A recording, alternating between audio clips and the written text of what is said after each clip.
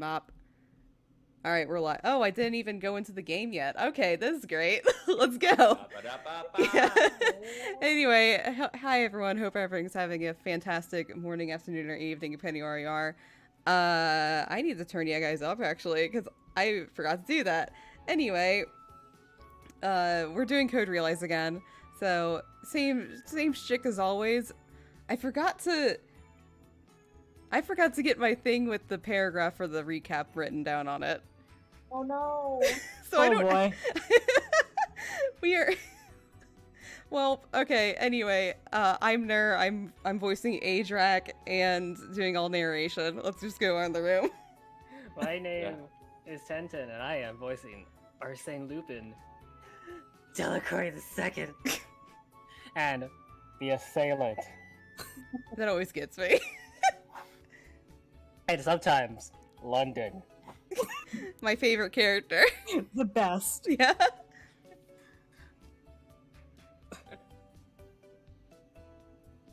Okay, well, I'm okay. Alex.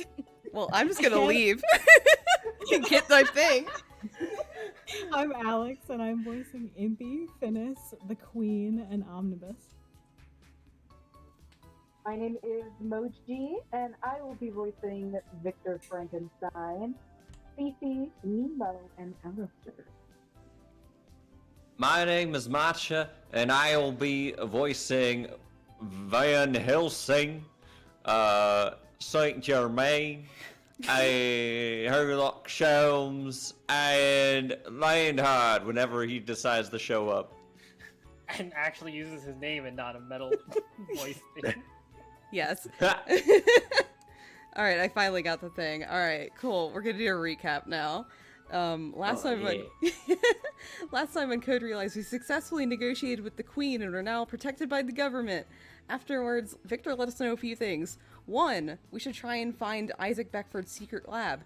2, aliens are real. 3, the Ha is connected to the research on the Philosopher's Stone. Now we're on a mission to win an airship race, since the prize is something that we'll need to find Isaac's lab. After working on an airship with Impy, we're now ready to start the race. Hopefully nothing dramatic happens this time. Probably something will, but anyway. Yeah. Alright, let's get into this. With the help of the staff standing by at the landing field, Impy is able to moor the airship at the starting point. Once we're assured that sky pirates are nowhere to be seen, sadly, meet up with Impy when he gets off the airship. What do you think? I'm here with plenty of time to spare. Well, actually, you were cutting it pretty close there. What? And starting today, a group of sky pirates will be after your skin. You should watch her back from now on. What happened while I was gone? As we're talking amongst ourselves. Amongst. Oh. This might be Moji. I think it is. I think it's Moji. Oh no. Sorry. Okay. Ahoy! Did that ship belong to you lot? Oh no. A sudden shout bursts from behind us. Oh my god! We turn around and find a man grinning from ear to ear, dressed in an eccentric outfit. Someone's been playing Splatoon. Well, isn't it wonderful? A truly wonderful ship. The man speaks excitedly, not paying any attention as we stand dumbfounded. Who are you? Oh, pardon me. It's certainly not like me to go on without introducing myself. This man, why does he strike some strange pose every time he opens his mouth? Is there a reason behind it? Oh my god. And the brilliant scientist who shall someday uncover the truth of the world. My name is Nemo. Oh. Mr. Nemo.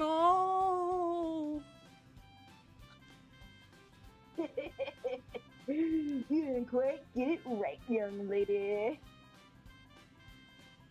It's pronounced Nemo. That's right. The scientist sent by the government.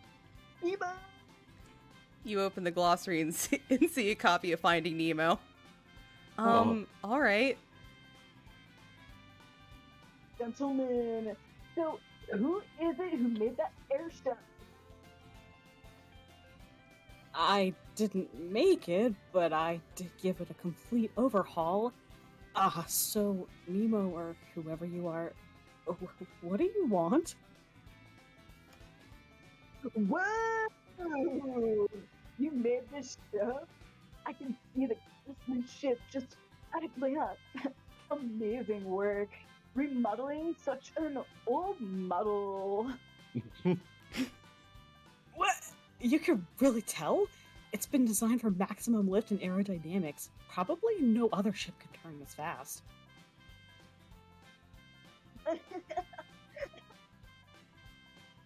It's beautiful, stunningly aesthetic and functional, and the exterior. Yes, you can appreciate her beauty. Doesn't she have the grace and elegance of a young maiden? Yes! Yeah! That form. I see a modest young woman, shy, in love. That's full of so many possibilities. What the hell is... Oh, wait, what the hell are they going on about? They seem to be having fun anyway. Yeah, they're probably connecting on some level that normal people like us can't even comprehend. It seems bird brains of a feather flock together, so to speak. Let's kill two birds with one stone. Oh, no. Oh, God. Dot. What's the matter, Victor? You're being awfully quiet. What? Oh, no, I just...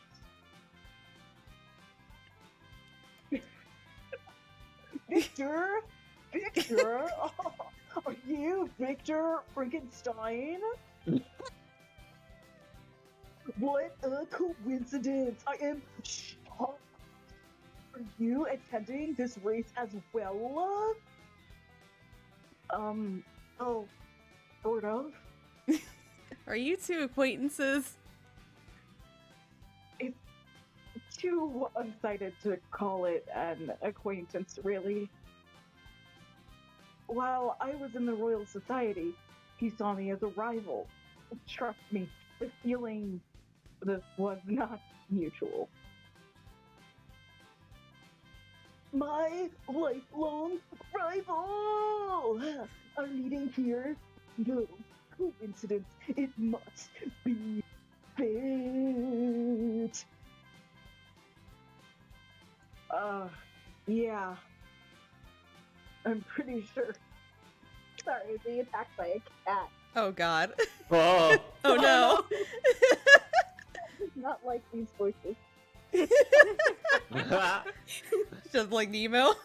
No, just You're a not like fish. Nemo The in Nemo one- fish. No. Nemo at all. No, very much against clownfish. Yeah, I'm pretty sure it's a coincidence, actually. Alright, I'll do it. From one humble scientist to another, I accept your invitation to battle. No one invited you to a battle. Oh, I see. He's this type of guy. I feel your pain, Victor. Thanks, I guess, for understanding anyway. I'm looking forward to the moment when I defeat you all. Hey, Van Helsing, if he means to defeat us, do you think he'll attack us? How should I know? Oh, Jesus, touchy. Okay. Very well, gentlemen. As a show of respect before we take the field, allow me to introduce you to my ship, sure to be the race's winner. Don't be shy, come with me. Actually, I think we have a deadline. Or we have to decline. I want to see. Everybody but Impy refuses to go. Such an extreme hesitation is unbecoming, you know. However, fine. Come with me, you stunning engineer, you. You don't have to ask me twice. Let's go. Wow. my god. The two head away, still speaking excitedly between themselves. Our main pilot just left us in high spirits. But we don't have much time left. We'll have to start preparing for the race. Everyone, get in the airship. Stop preparing? Are you going to be alright without MP present? I've memorized everything, from the ship's structure to how to operate it to roles for all of you during flight. I can take care of the pre-flight checklist until Impy gets back. Ah! She is far more useful than that useless engineer of ours. Because I helped Impy out during the ship's remodeling, I've grown attached to it as well. I'm going to do my best, and try not to crash it. I whisper this just before I enter. I see the interior hasn't changed much since I stole it. It does look much cleaner though. The interior doesn't have much to do with the speed, turning, or sturdiness, so Impy said it was a low priority. I was in charge of cleaning the interior, by the way.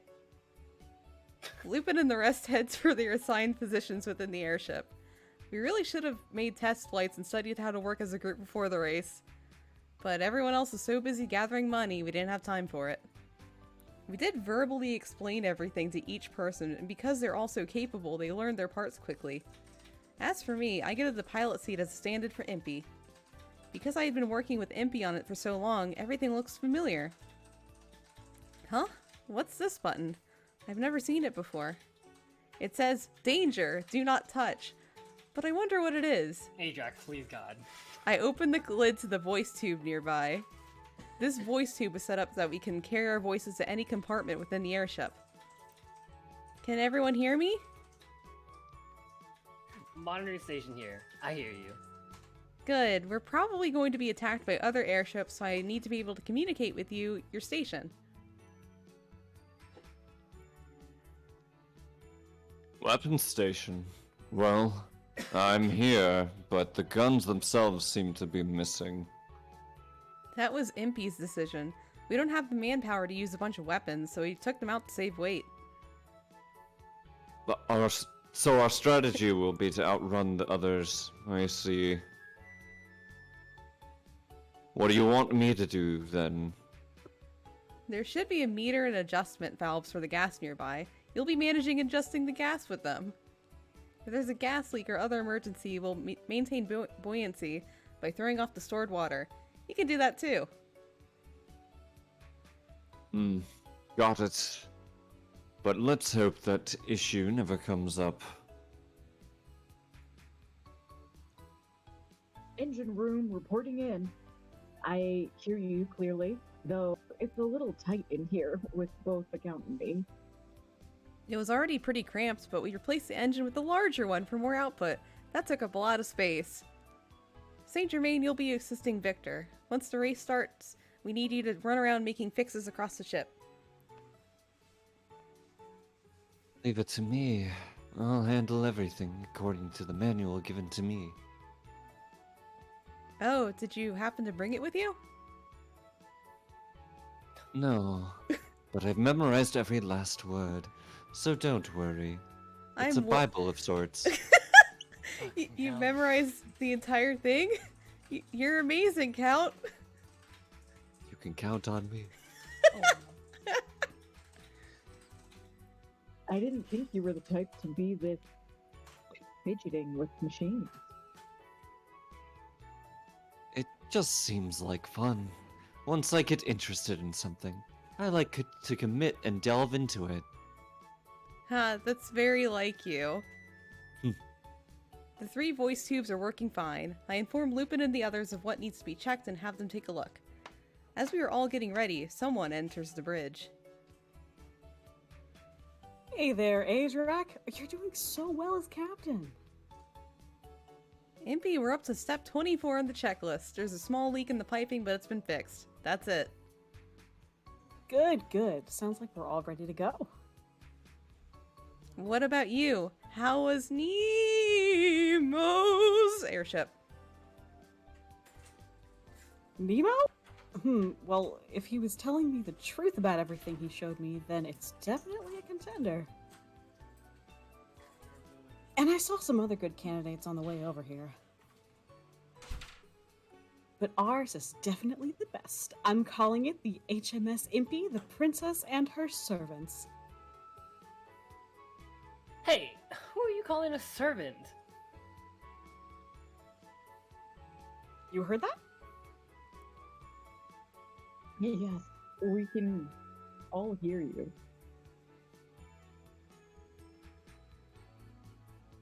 If you weren't the pilot, I'd throw you overboard during the race. The others continue to protest through the voice tube, but Impy simply closes the lid, cutting them off. I leave the con to Impy and spread open a map on top of some equipment. I place a pawn representing each airship upon it. I'll be moving the pawns according to reports from the monitoring station, so we'll constantly be aware of our positions. In this race, the course and altitude are fixed, and will be immediately disqualified if we deviate from the rules. That means it'll be very important to know exactly where our ship is at all times. The objective of the race is to circle the outer limit of London, then return to the starting point. During that time, I'll need to make accurate judgments of the situation. It's an important role, and I'll do my best.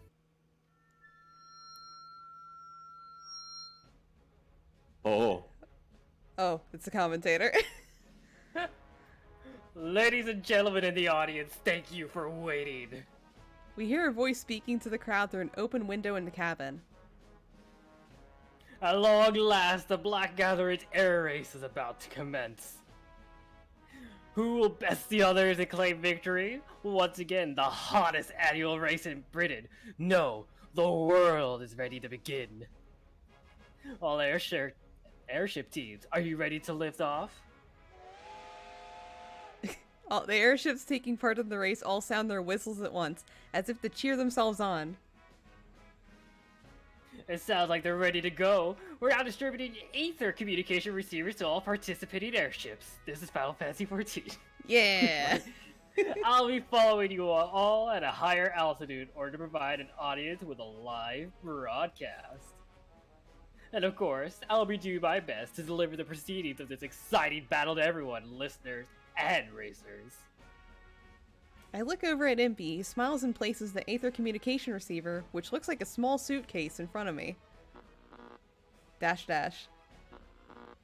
Oh my god. It's almost time. The moment of the century draws near. Impy fiddles with the dials, and we hear a voice coming from the device. All airships will only launch once the starting signal is given. Will you guide us, Adrak? What? With your sleigh tonight. Of course.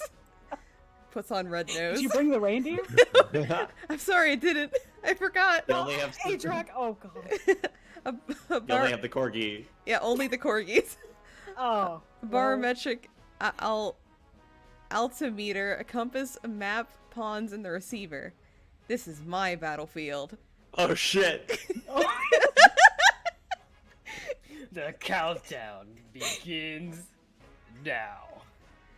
Impy opens the voice tube at the commentator's announcement. Engine room? Start the engine. Got it. Starting the engine. 5, 4. I hear the sound of the airship's turbine spinning as the voice from the receiver continues. 3, 2. Oh shit, the music cut off. Oh, the airship begins to vibrate. It's different from the ornithopter. This huge mass is about to rise into the sky, and I feel the shuddering in my bones. 1. Begin! Round 1. Oh. Start. The starting signal sounds, and our airship rises into the sky. I have a subtle feeling of weight. Probably the floor pushing up on me. Rising at full speed to race altitude. So far, so good, Impy. We got the best start out of all of them. We hit A on the green. Oh shit. Woo! Impy and I look at each other, hearing Lupin's report. It seems like we're off to a promising start. It appears all the airships have entered the course. And off to the head start is a new entry joining us for the first time, the HMS Impy, the princess, and her servants. Impy, did you seriously register us under that name? Sense of humor. That name's a bit too long, so we're going to shorten it to the HMS Princess and servants. They cut out the important part. It's like you read our minds. You guys don't want me? You really don't want me? No time to mess around. Incoming attack from our 2 o'clock. Turn to 2 and escape. Gotcha. Turning full speed to 2 o'clock. They've started attacking already. What a hot-blooded bunch. Who would have thought sky pirates? Who would have thunk? Who would have thunk it? Suddenly, an explosive noise rattles the windows. Boom. Are we hit? No, that wasn't us. It was a different airship. Oh my! The race just started, but the Purple Lightning Sky Pirates have already advanced a second by shooting down a ship. We're getting Morse code transmission from the second place ship. You're next, Impy. Have fun going down in flames. Why do they hate so much? Ah, the Sky Pirates think that Impy stole the ship from them. I sent them a message back. If you want to beat me, you better be ready to die. Glug manure brains.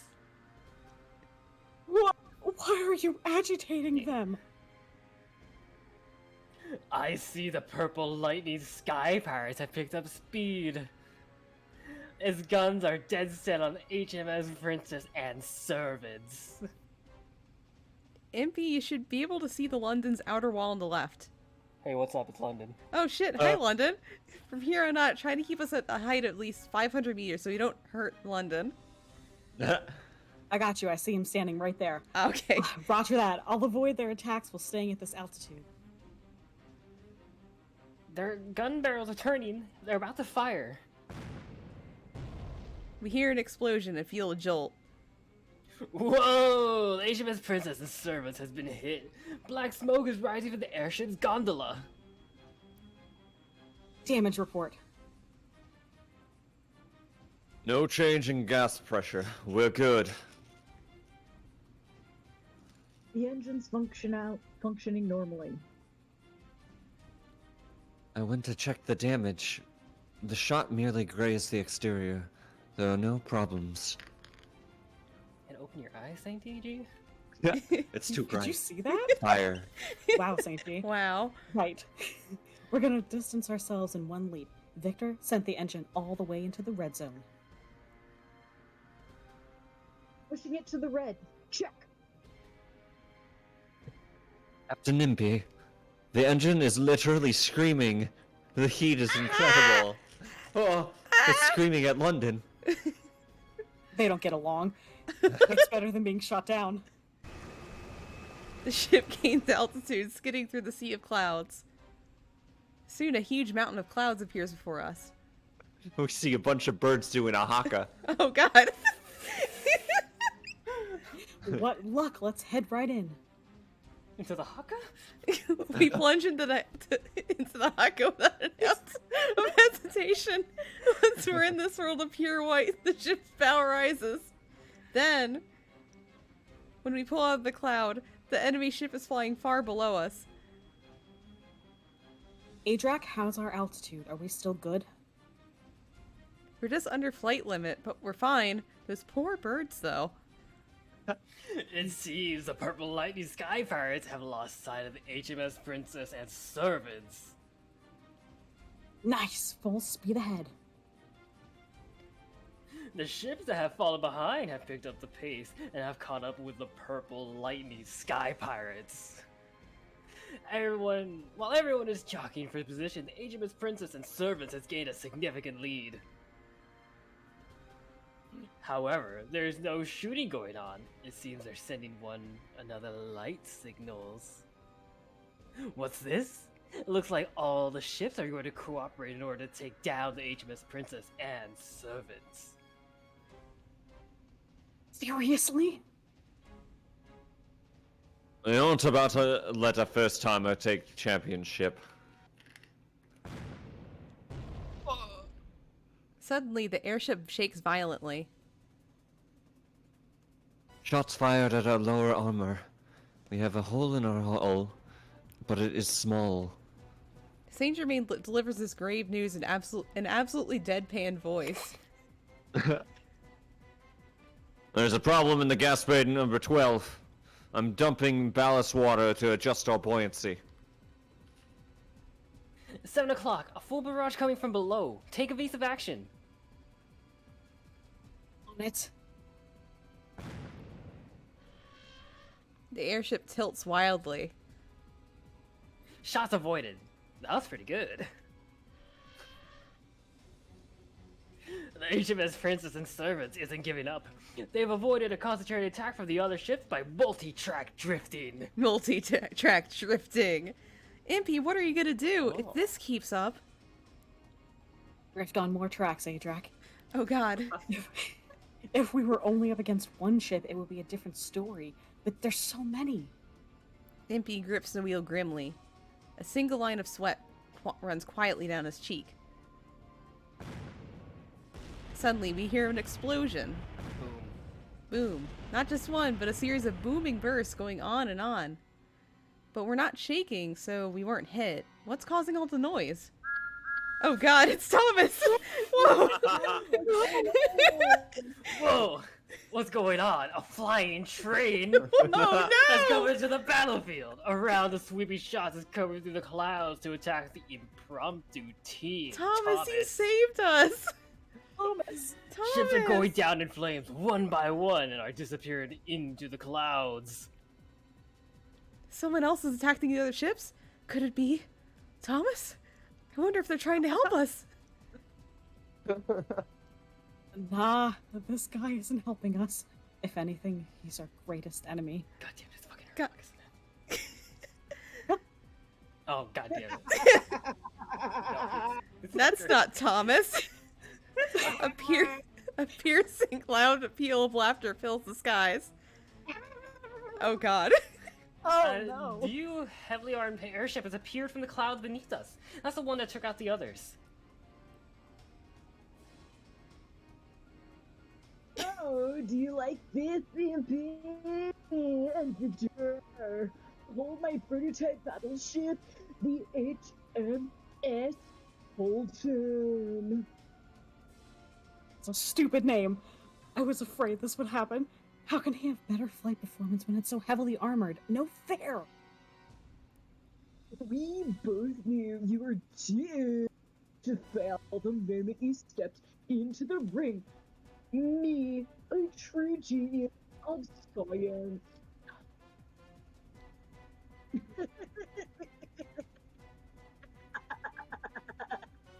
Prepare to return to the ground and die. The ship shakes with an ungodly sound, and I'm thrown against the bulkhead. Ellipses. Drek, are you hurt? Say something! Hi. Oh, okay, thank God. Impy can't take his hands off the wheel, and he shouts from where he's sitting. I'm fine, don't worry about me, and keep flying. Right, what about the rest of you? The engine's been shot. One of the turbines is damaged.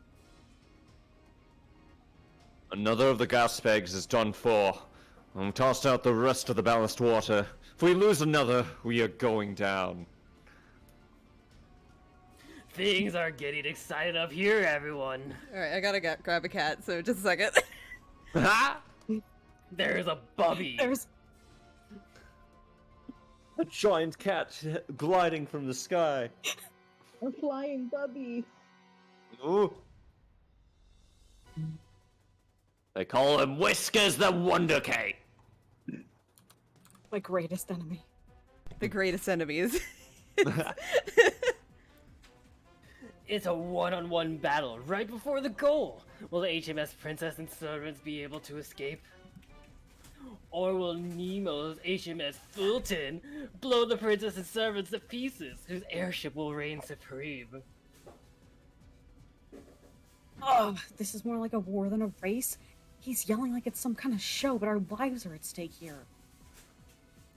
Impy, at this rate. So I have no choice. Good thing I had an idea just in case something like this happened. Impy reaches out and forcefully hits the switch on the panel labeled "Danger, do not touch." The entire airship shakes thunderously, and I hear a shout of surprise from Van Helsing at the rear deck. MP! What a huge machine just showed up back here! What is this? A huge machine? I didn't know you'd put anything back there. Always save the best for last. It's the only weapon on this ship.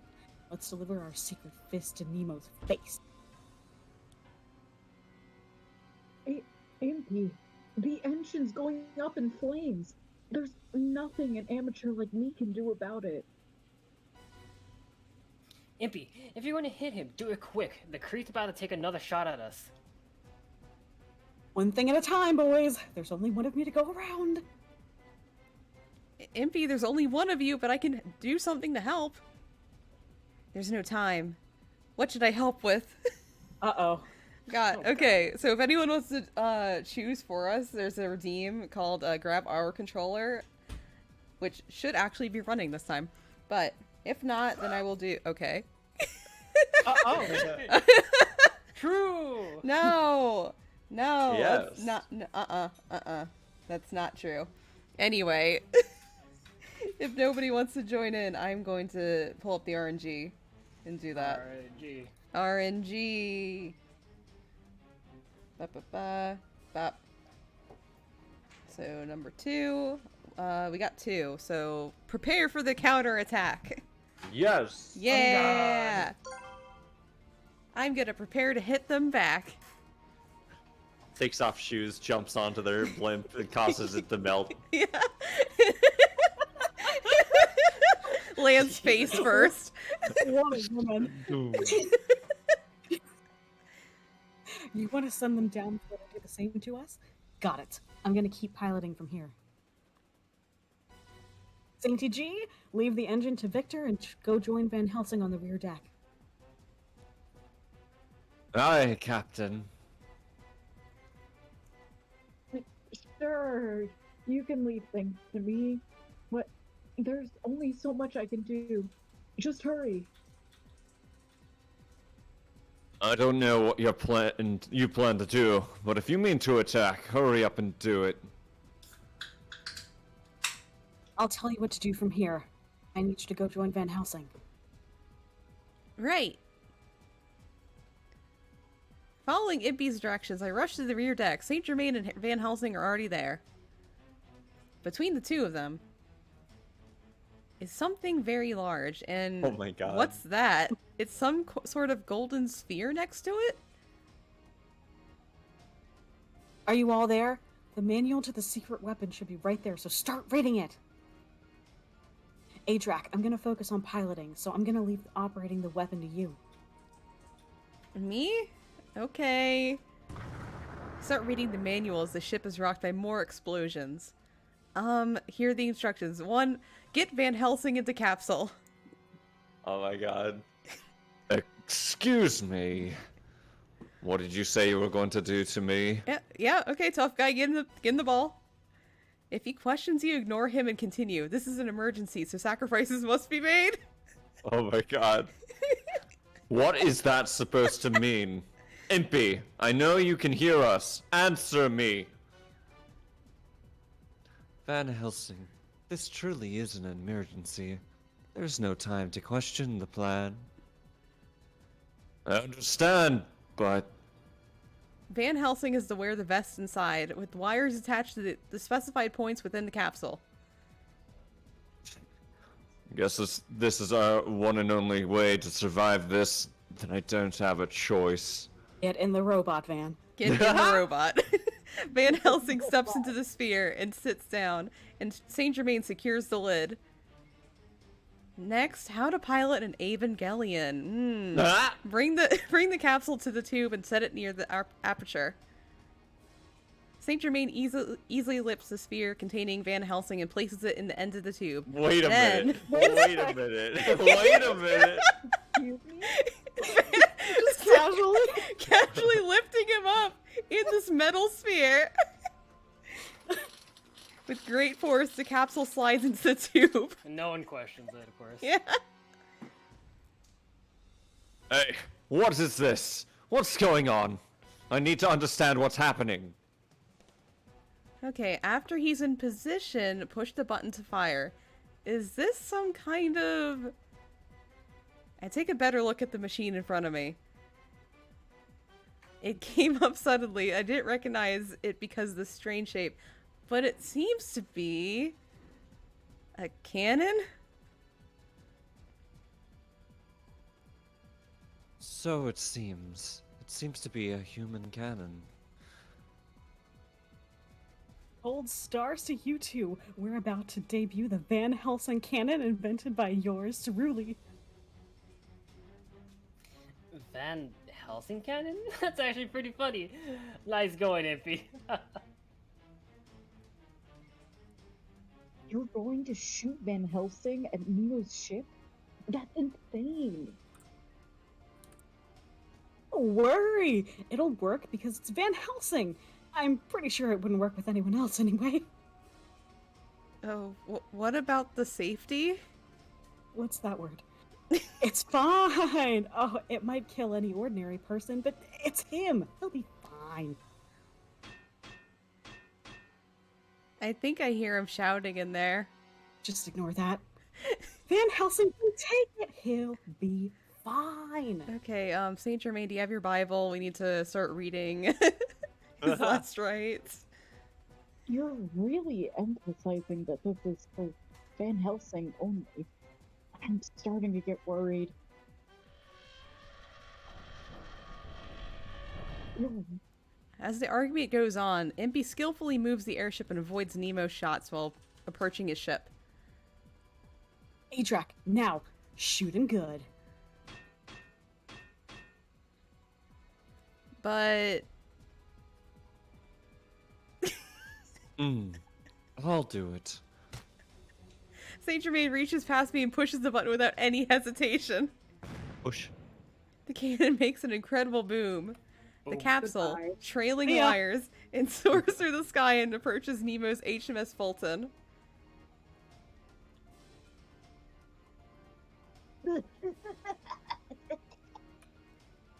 a slow projectile like that is no problem to shoot down with my Imperial super science.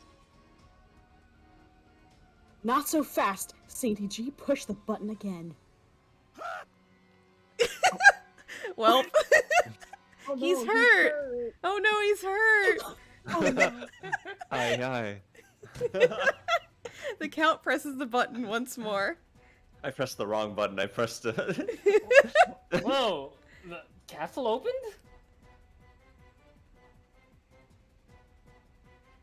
Gutter trash. Oh, I see. Van Helsing seems disgruntled at his treatment, but his eyes are locked on the enemy ship ahead. Thanks for being so understanding. We're counting on you, Van Helsing. What? It seems Van Helsing can still hear Impy, miraculously. We can still hear Van Helsing too, You got also this, bro. miraculously. The wires attached to him must have had a small communication device attached. Oh.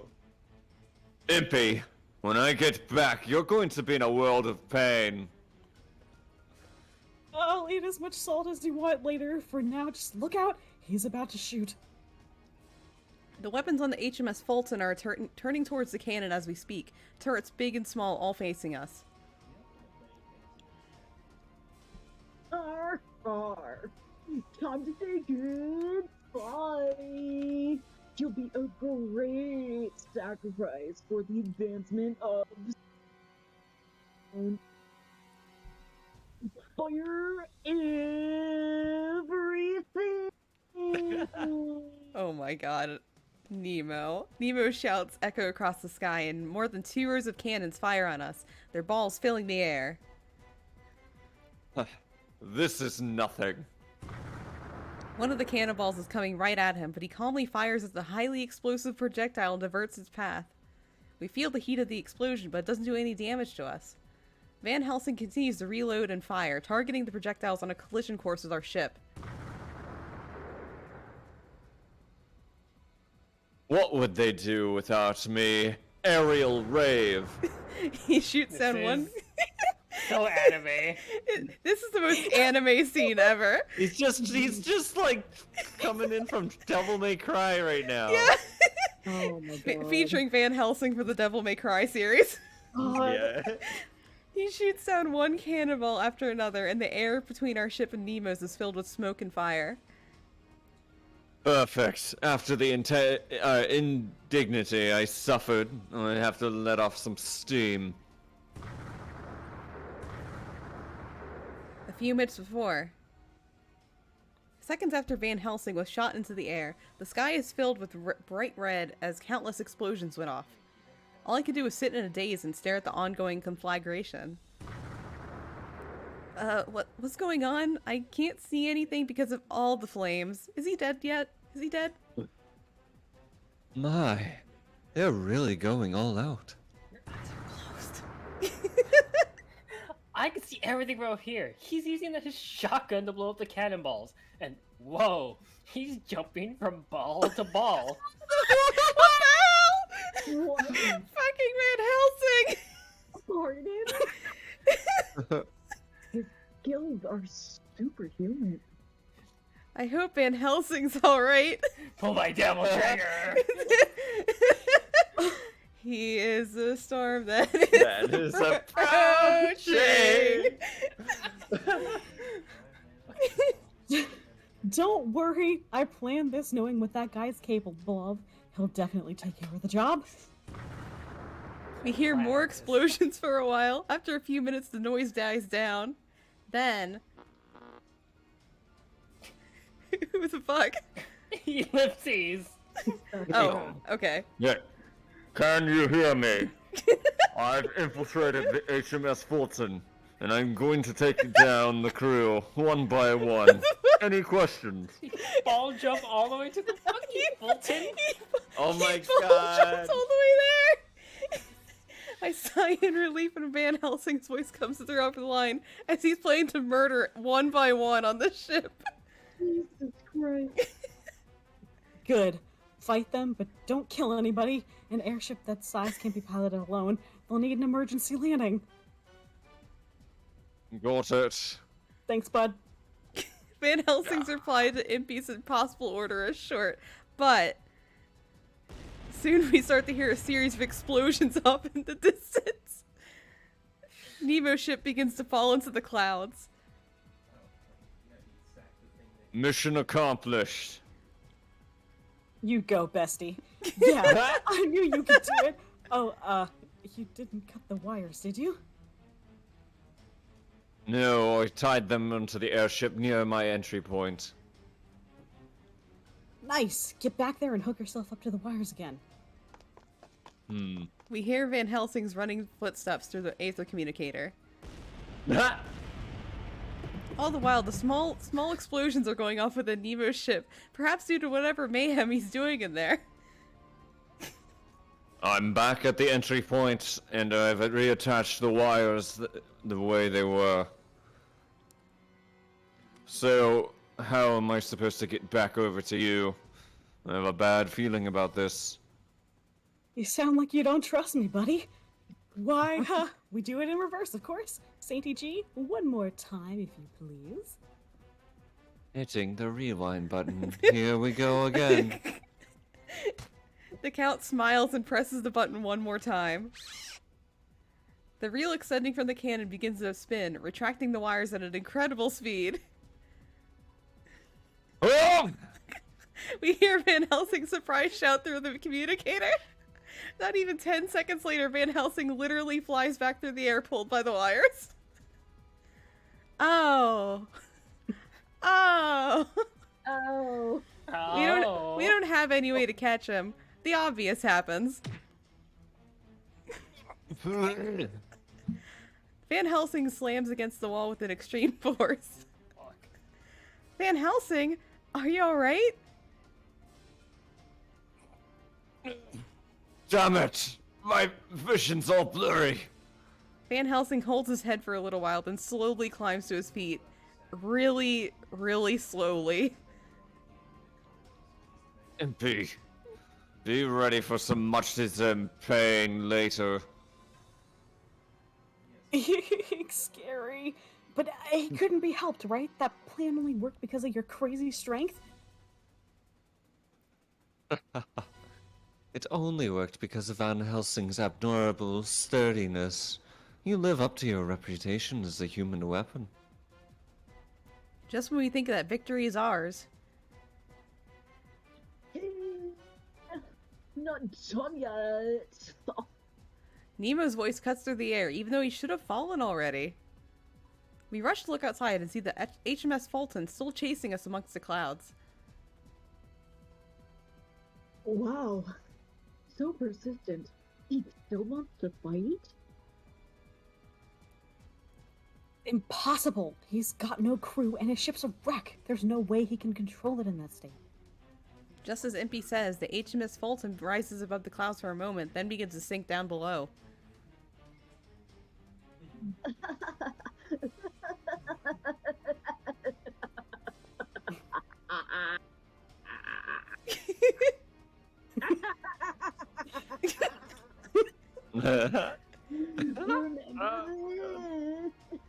I may have lost this round, but my soul still burns with a passion for science. I'll be challenging you again. I will. You'll see. Guitar riffs play in the background as he falls. Play Wonderwall. I'd rather you didn't. Damn! Oh my god. Brutal. You haven't seen the loss of me. This is the longest drop ever. Nemo, can you go? Nemo. No. Just crash already! Oh my god. Once again, Lupin says what we're all thinking. Finally, the HMS Fulton sinks out of sight. We all take a breath in relief. Ah, they're dead. Ha. My job here is done. They're dead. We just need to make it back to the finish line now, right? Oh, well, you see, the thing is... Did we draw outside the lines? Oh no. Impy begins sounding very evasive once Lupin asks that question.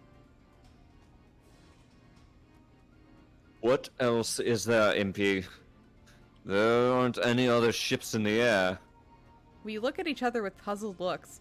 Impy clears his throat with a strangely calm demeanor. Cough. Yes, cough. Engineer Victor will fill you in. Okay, ellipses? Report from Victor? About what? Impy, the engine's going up in flames. There's nothing an amateur like me can do about it. Oh. We're fucked. I hate to tell you this, but the engine's completely burned out, which means we're going down. The fucking expression on his face. We're going down. We're not falling! We're crashing! Oh no! As if proving Victor's right, we hear a roar and the ship begins to shudder. What's this? HMS Princess and servants seem to be unable to recover from their battle damage. Can they reach the finish line before they crash? They're racing neck and neck with death. The battle isn't over yet.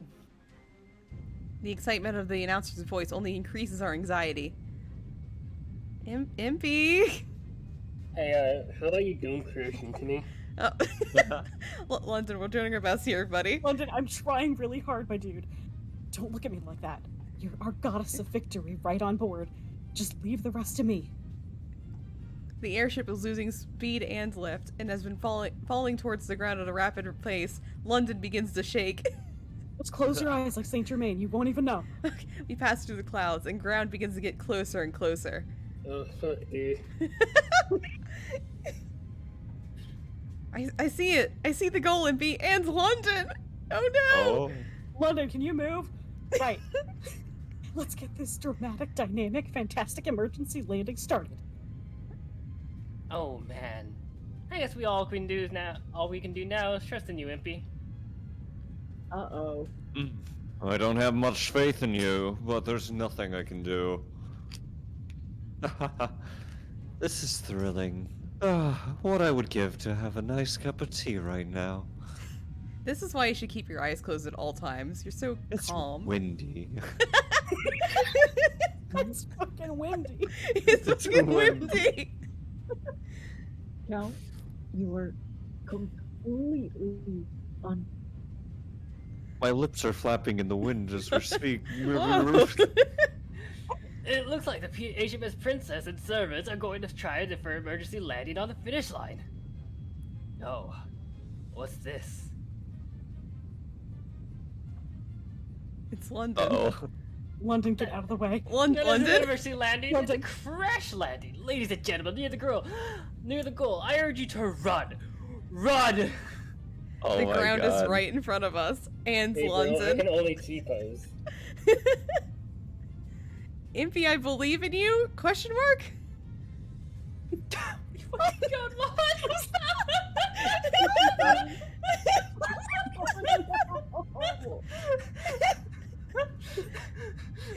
Well, those words give me all the strength I need. I would advise the queen to move. London, move her. But Come on, baby, go! Oh, you know, but you and me both know I ain't moving her. That's fine. Impy wrestles with the steering column to control the airship then. should I get out and lift? Guy. Crash. Dash, dash. Dead. Ellipses. Is this heaven? Here come the credits. In the end, the airship was completely wrecked. It would never fly again. Also, the queen got it. That's what happened. But we made it to the finish line despite being covered in soot. We received the trophy and father's writings as the grand prize. Many people shouted and cheered for us. Wait, we're just okay. Yeah, once things are Sorry settled. about your monarch. Yes, Anyway, let's go ahead. yeah, it's Oh. fine. It's fine. I landed on her and she is nothing but paste under my boots. Oh, Van Helsing, man. Oh God, Van Helsing, what did you do? Don't worry, I could lift her into a coffin.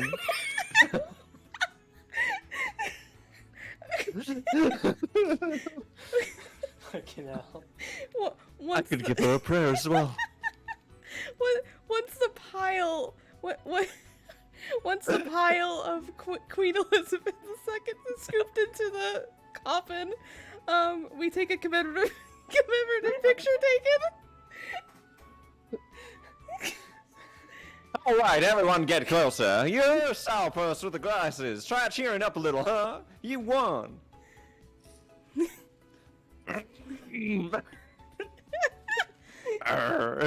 Fucking hell.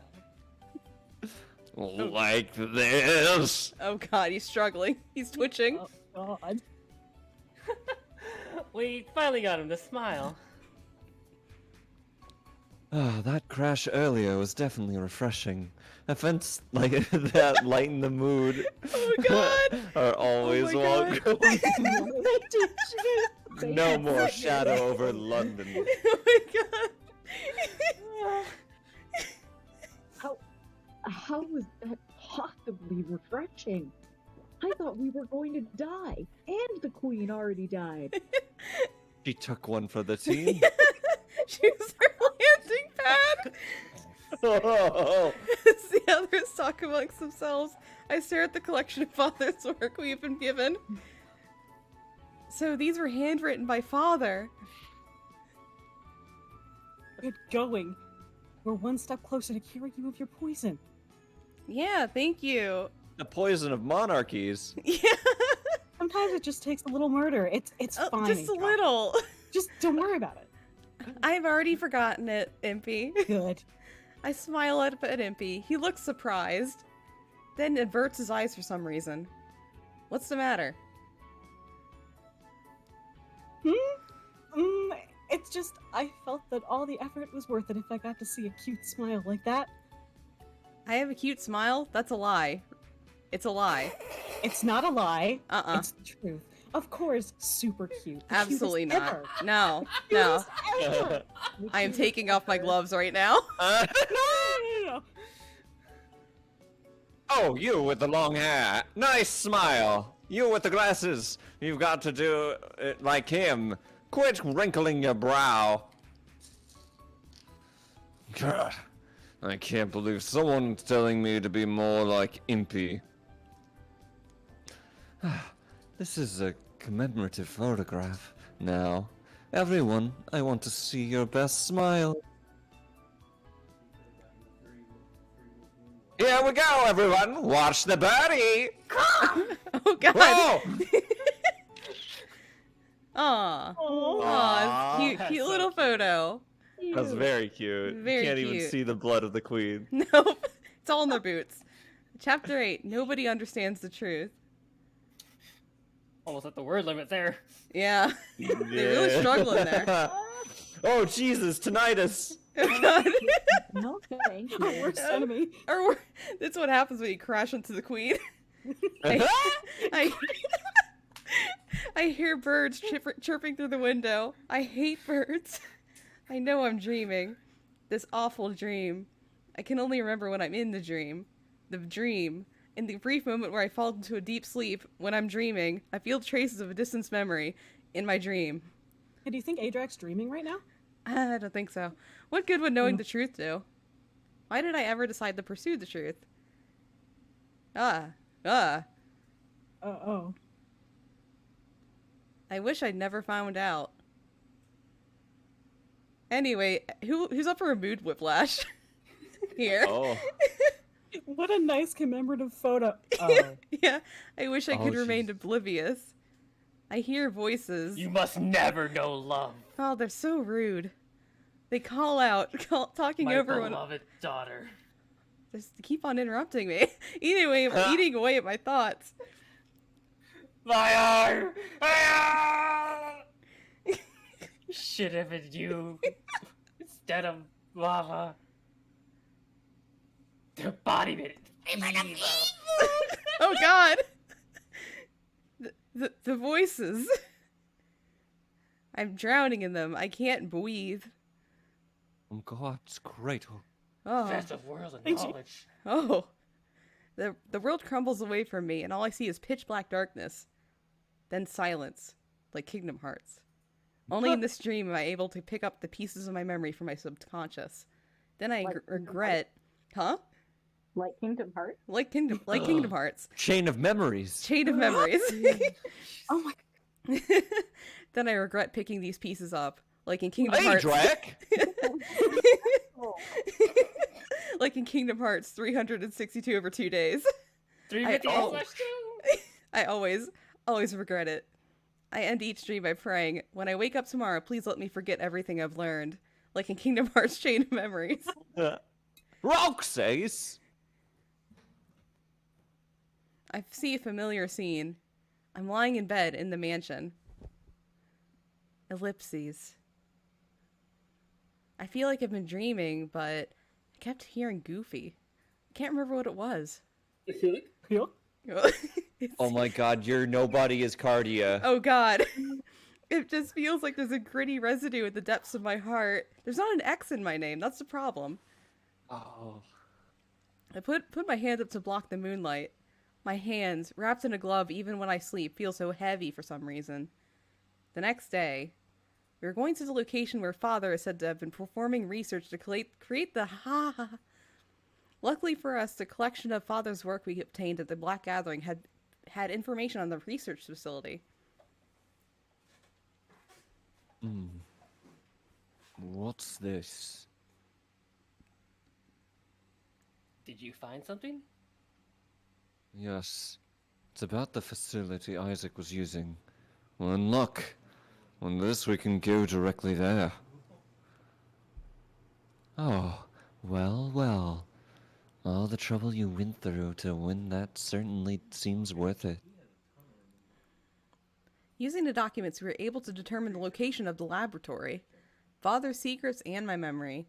The chain of memories. Things we had no clue up until now. Soon we'll have the answers to so many questions. I should be happy. We might even find information leading us to finding how to fix this poison problem. But why? A feeling of dread, as thick and sticky as mud, slowly fills my chest. This feeling has been keeping me from sleeping, and that night I aimlessly head to the gardens instead of going to bed. The sky above is bright with stars, and a soft night breeze brushes my cheek. Ellipses. The night is so peaceful, yet my heart is so restless. Thomas is there, too. Oh my god, Thomas. Thomas is here to comfort me. Here for comfort. Do you know who this is supposed to be? This is Saint Germain. Okay. Ah, that's quite a dark expression you have there. I look up to find Saint Germain standing nearby in his usual graceful, soft smile. Also, he has Thomas with him. I'm walking him. Did I look that sad? Also, make sure he gets a lot of walkies in. He drinks so much coal. Ah. Yes, quite. It was like you were the protagonist of a tragedy, mourning the end of the world. It was that bad? Well, at least it seemed that way to me. It's something bothering you. You can tell me what's on your mind, if you don't mind sharing with this old man. Saint Germain's voice is kind. He takes a seat next to me. Thomas just sits at our feet. The sandwich wasn't that bad. Oh, nothing's bothering me except the fact that we gave MP food poisoning last time we did this. That guy still is bothering me. But I was just thinking, tomorrow's the day. Tomorrow we'll know everything. And for some reason, that's making me a heartache. This inexplicable pressure in my chest is making me anxious. I hug my arms tight around myself without realizing what I'm doing. It is alright. The indigestion is what gave Impy the last push we needed to win that race. Tomorrow, you're right. We'll be heading for the secret laboratory of the infamous Isaac Beckford. There's no telling what waits for us there. Yeah. The place where Papa was. What meaning does a place like that hold for me? I feel happiness and anticipation, but mixed with these emotions and a tiny bit of fear. The fear of knowing. The fear of discovering something. I understand why you would be nervous, but Miss Edrak, perhaps you could think of it this way. We might find something, but then again we might not. We may learn the whole truth, or find nothing at all. Will this place hold any useful information? We might go there just to discover the place is filled with junk, like Toy Thomas. What are you saying? Did you just say that Thomas is a piece of junk? Only as a toy. We have the real thing. Oh, that's true. What worrying about it isn't that worrying about it isn't going to change anything. That's all. Ah, the sandwich is getting it to you too. It's mayonnaise all the way through. Nobody knows if we'll ultimately learn how to rid your body of that poison, or discover the past you've lost. But there's no reason for you to be scared. You won't be going there alone. I'm not alone. You're right, I have Thomas with me. You'll always have Thomas with you. In your That's Kingdom right. Hearts. My Kingdom Hearts. Don't wait for Kingdom Hearts 4 and Isle of Sir Topham Hat. Don't you have several friends whom you can rely on and trust, like Gordon or Percy? Jackson? And the Olympians. Strangely, Saint Germain's words give my heart some energy. Friends. Are you gonna come too? If you wish. Myself, you, Lupin, Van Helsing, Victor, and Impy. I think I like all of you. I would like to see what answers you arrive at with my own eyes, You even only... with them Good closed. luck. Yeah, you can't even see us, my dude. Do you even know what I have look very like? thin eyelids. Oh. You think you like us? I mean, you're talking about your own feelings, but you think? Yes, I can't see. Ah. I don't see. Yes, that may have been a poor choice of words. I often have difficulty seeing people as I keep my eyes closed. Determining what my own emotions are. Affection, admiration, well, how can I explain it? You might be able to explain a little better if you opened your eyes. We must wait till the final act for that. Ah, okay. It really is strange. I'm trying to talk about myself, but I can't even tell how I'm feeling. For a moment, Saint Germain looks sad as he says this. I shake my head gently. No, it's fine. I understand how you feel. Well, like, kind of. I open my eyes, actually. Sometimes I can't tell how I'm feeling either, though I can see everything, so... It's very comforting to know that, Miss Adrak. That I can see? The calm sky is vast and silent. The sounds of the night are cold and lonely. They make me look down again. You know how it is to look up into the sun? It's so bright, you have to squint your eyes. Oh, no. Well, I find everyone around me is like a light. So bright I can't stand to keep them open. Oh. I guess what I mean to say is, it's not that easy to switch gears. Did you look at the sky? Too long? yeah, but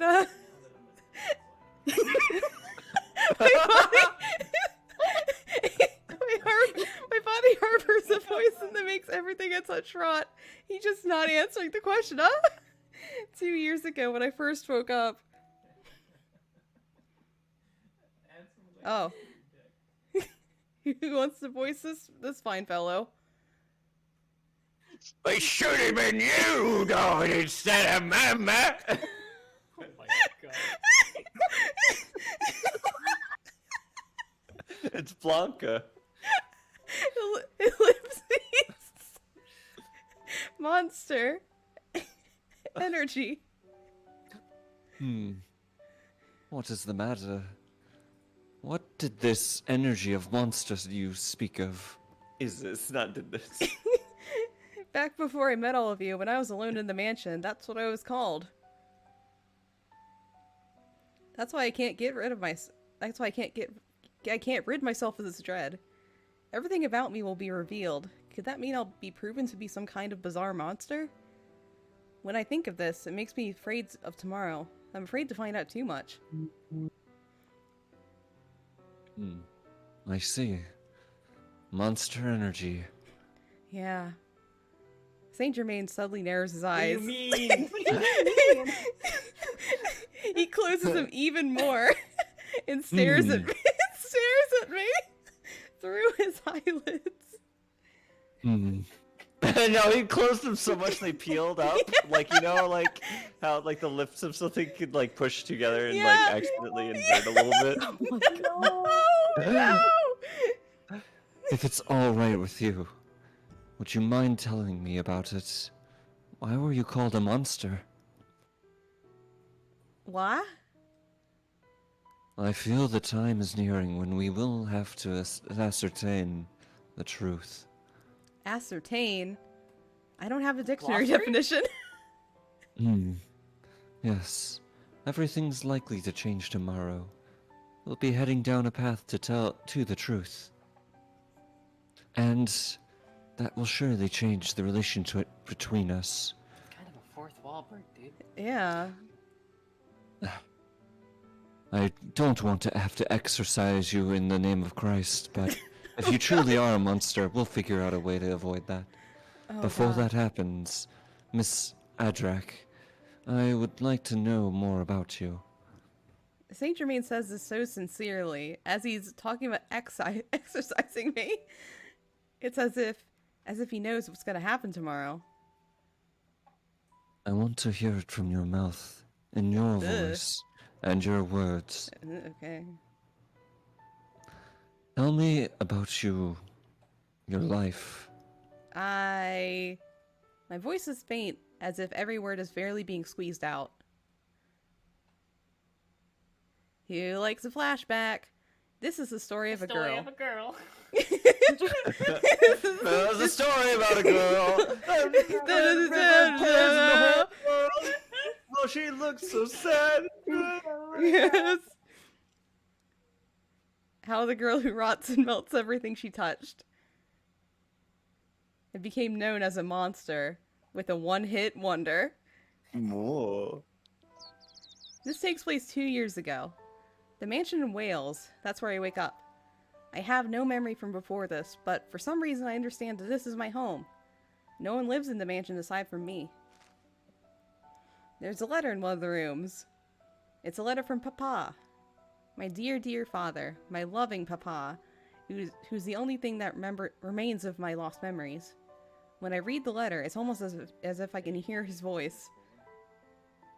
Adrak, my beloved daughter, if you are reading this, then you have awakened from your long sleep.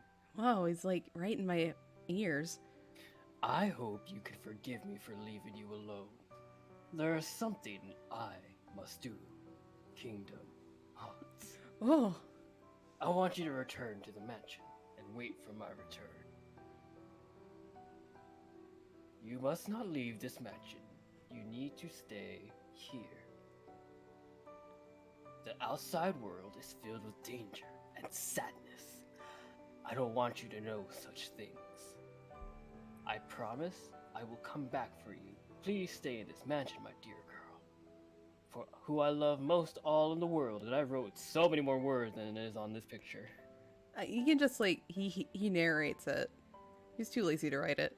He promised me in that letter. I never doubt it. It isn't an emotional decision. I merely accept it as truth. Thinking back the way I felt and thought about the world, my feelings were so much dimmer back then. For a while, I spent my days alone in the mansion. I have everything I need. But one day, I hear voices, playful voices from children who live outside the mansion. They say that the mansion is haunted and that they're going to have an adventure and explore it. The children sound like they're having so much fun. Haha. Ha! Only one child's outside. Oh! I have the urge to see them, and I make the mistake of going outside. Oh. I just went out for a peek, but one of the children catches sight of me, and they all run off. I noticed that one of the children has dropped a doll. Oh, wait. I run after the children. I want to tell them about the doll, and I probably want to hear more of their voices. I chase after the children out of the forest onto a wide country road. There are a few people here, and they look at me in surprise. One of the children pokes his head out from behind an adult and says I came out of the haunted mansion. I work up the courage to speak to them, but... Monster. Ah. I feel a sudden jolt of pain and realize that someone had hit me with a rock. It takes me a while to comprehend why they would do such a thing. I see they're all staring at something, and I follow their gaze to find the answer. My feet. I was too caught up in chasing after the children that I hadn't noticed when I lost a shoe when tripping over a tree root. I felt no pain, and I didn't think I needed it. Now I knew I should have gone back. Rocks, grass, flowers. Everything I had stepped on had been turned to a dark, muck-like mush by my poison. She's a monster. The embodiment of evil. The drought's her fault. Monster. They continue to shout at me with a terrifying gleam in their eyes. Grab her, take her to the priest. One man reaches for my face, his face twisted with rage. Then, with a scream and a flash of blood-scented steam, his skin burns and begins to melt away. Alarmed, I start to run back the way I came. I run with all my might. I must have run for half a day. But no matter how far I go, the plants in my path all die, so it's completely obvious which way I'd gone. I'd run in a direction different from the way back to the mansion. I didn't have a plan in mind, and was simply running as hard as I could when... All right, Wow.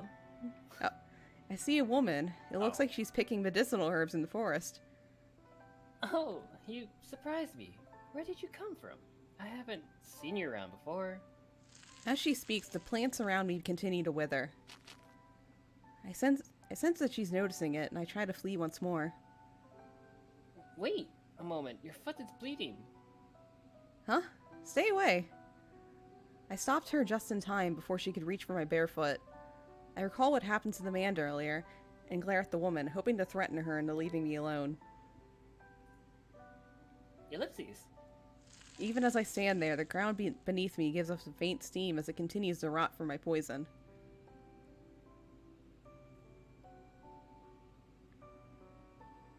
I slowly back away, sliding my feet along the ground. I don't turn and run because I feel that I shouldn't let her out of my sight. Wait. However, the woman in front of me doesn't show any indication of chasing me. Instead, she quietly calls out to me. You're in trouble, aren't you? I can keep you safe. Come with me to my home. Why? It's simple. You're being chased by someone, and I can't turn a blind eye to that. My name is Elaine. I live out here in the forest, picking herbs. Alright. Let's go across the rocks. You'll be found in no time if you leave a trail of dead grass.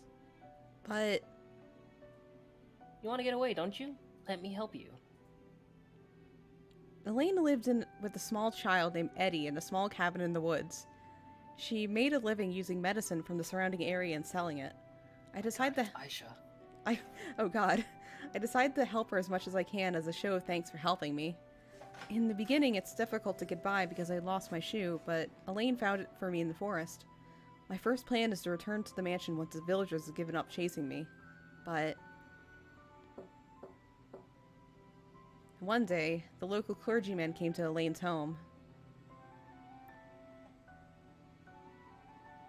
He wants to be a priest. Excuse me, have you seen a young girl pass by here recently? Aside from my daughter, I haven't seen any young girls. I see. If you do see her, please let me know. That creature is not human. It's an accursed monster. Monster. I remember the feeling of the stone hitting me, even in my hiding spot I flinch. Monster caught us off guard by taking the form of a young girl and delivered a grave injury against a pious believer. The drought continues, and the people are only getting worse off. The recent plague is likely the worst of this beast as well. It's all the monster's fault. If we can destroy it, surely everything will be set right again. This must be a test from God. We must work up our courage and defeat it. A test from God, you'd say? Yes. The monster will try to get you to trust it through nefarious means. I urge you to be careful and have faith. Those who open their hearts to the cursed monster will become cursed themselves. With that, the man who called himself a clergyman leaves. You can come out now. Eddie and I quietly come out of the shadows. Those people are scary. I know. You don't need to worry about it. There's been a drought recently. We're all gonna have trouble getting enough food. Now, there's some epidemic going around. Everyone wishes that there was some simple thing to be blamed for all the recent misfortunes, but this isn't your fault. I am... There's no need for you to tremble like that. You just stay right here. But isn't this gonna cause problems for you? You help me take care of Eddie, don't you? You also help me make medicine. You can stay here as long as you wish. That's right. Stay here with us. I'm so happy that they have accepted me. It's the first time anyone has ever looked out for me, protected me since I woke up. I love seeing the expression on Elaine's face as she puts Eddie to sleep. Hearing her sing a lullaby stirs something like an emotion in my heart. My promise to Father is still important to me, of course, but... I'm sorry, Father. I can't go back to the mansion now. I have to stay with these people. If I leave, I'll be captured. That's what I tell myself. Staying with them made me happy. Another month passes by. Just as I thought, the monster's lair is poorly constructed. It burns well. Our home? Mama, I'm scared. It's alright. It's alright. All of you, what is the meaning of this? Elaine shouts at the men who surround us. They had found me. I warned you before. Those who became corrupted by the monster's influence become monsters themselves. God has no mercy for you, neither will we, his disciples. You monster! Show yourselves! They released the hunting dogs they had brought, and they bound forward, snarling. Elaine and Eddie quiver in fear as the sharp fangs grow closer. Alert. Oh God. Your PC is absolutely Hello. fucked. What a time. What a time. Hi, Botanist. How you doing? Thank you so much for the raid. Let's give him a shout out, I guess. Plant raid. Thank you guys so much. My name is Nurse, as we are currently doing a read through of Code Realize. And yeah, thank you again, Botanist. Yeah. What? I guess Stream Elements isn't working. It's Yeah, just not. SO. Yeah, okay. Yeah, I guess it's not working. But again, thank you. Everyone check out Botanist. Alright. Elaine and Eddie quiver in fear as the sharp fangs grow closer. I quickly step forward to protect them. Stop. Go away. The dog's teeth close over my flesh. However...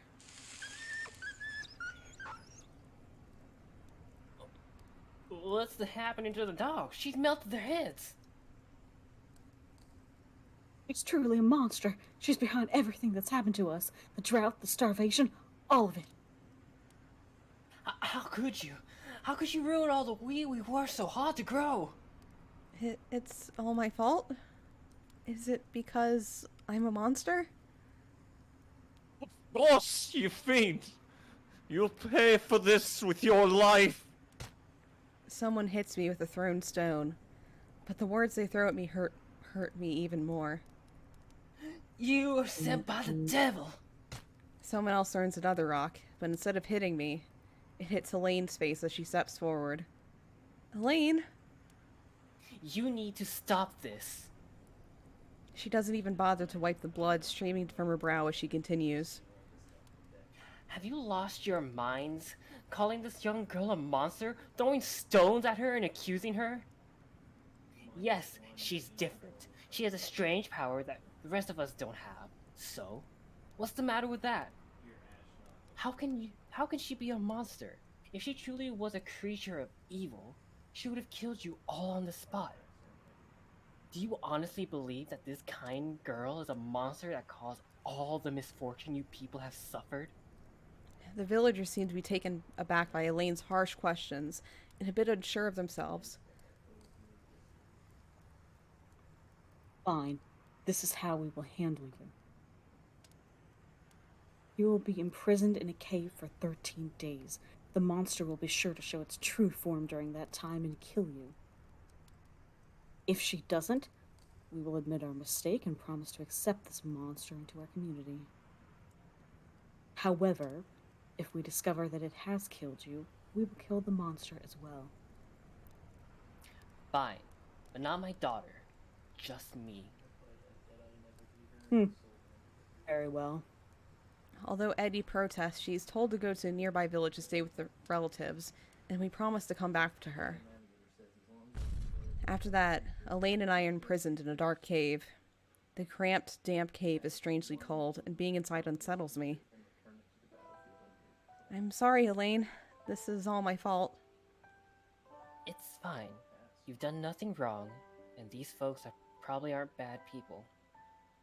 When we need to place blame on something, it's because the world isn't working the way we would like it to. Ellipses. It's only 13 days. We have food and water too. If we stretch it, we'll get through this, right? Elaine tries to lift my spirits. She's probably worried about Eddie, but she doesn't show any sign of it. I feel bad, but in a way it makes me happy to have someone to care about me this much. Elaine told me many things about her life. The secrets of collecting herbs, how to make traditional medicines with them, how to prepare tasty meals. When she first met her lover, her marriage, Eddie's birth, the death of her husband, meeting me. And she tells me all this, her words flow on and on, as if she's looking back on her entire life in order to tell me about her. She talks all morning, noon, and night, though it's hard to tell the time in the constant darkness of the cave. 13 days seems like a vast, never-ending span of time. However, time keeps moving, whether we want it to or not. It was time that ate away at Elaine's body.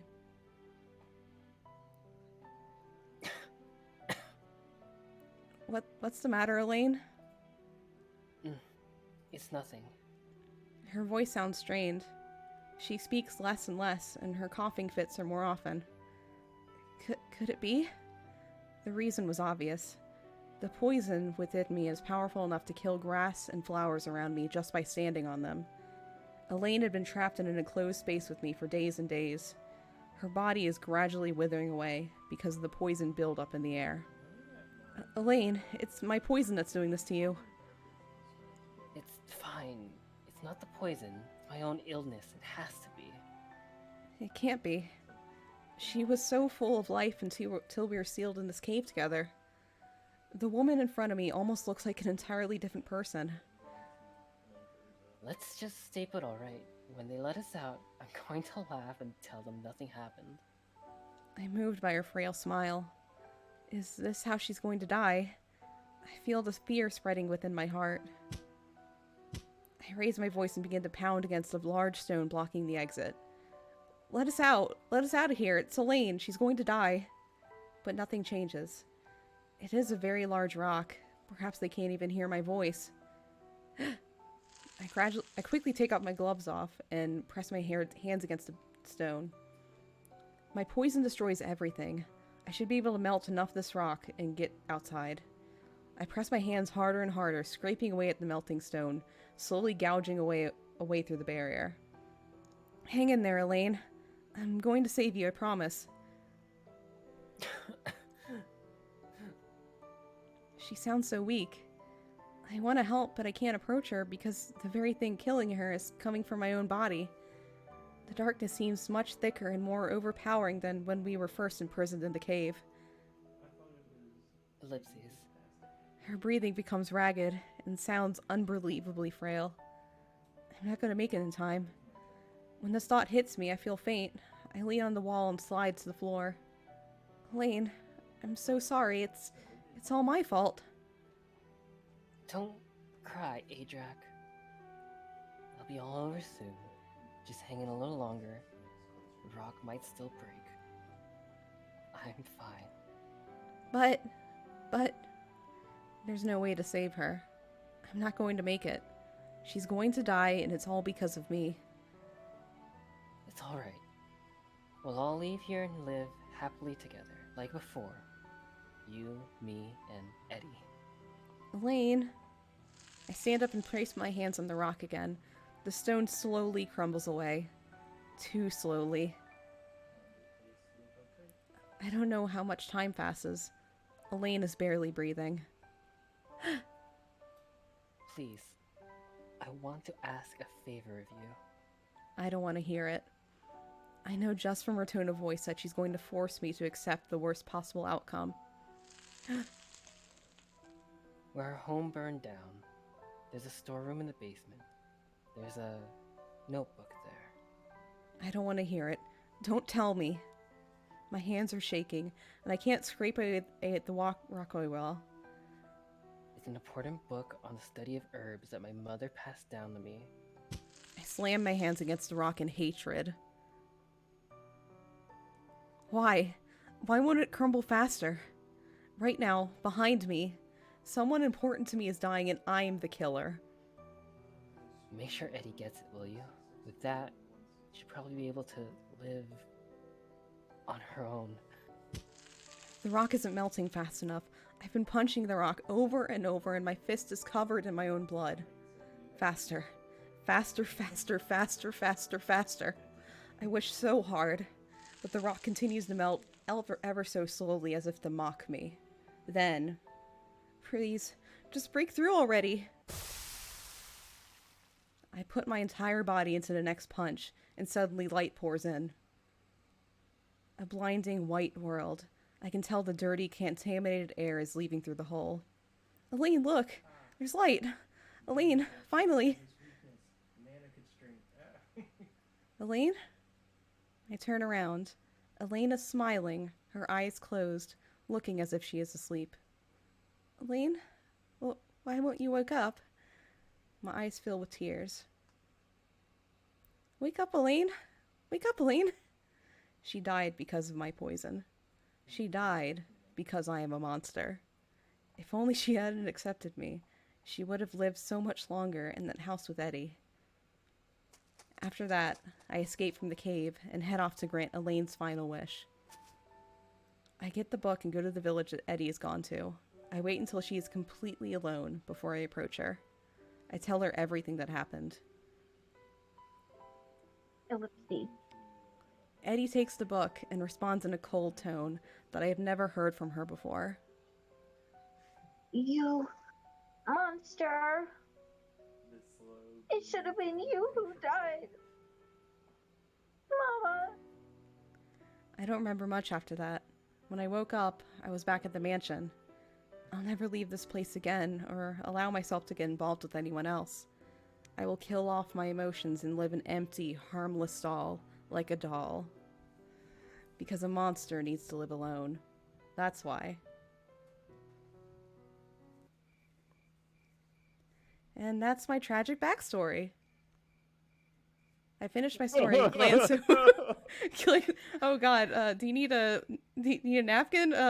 Glance over at Saint Germain.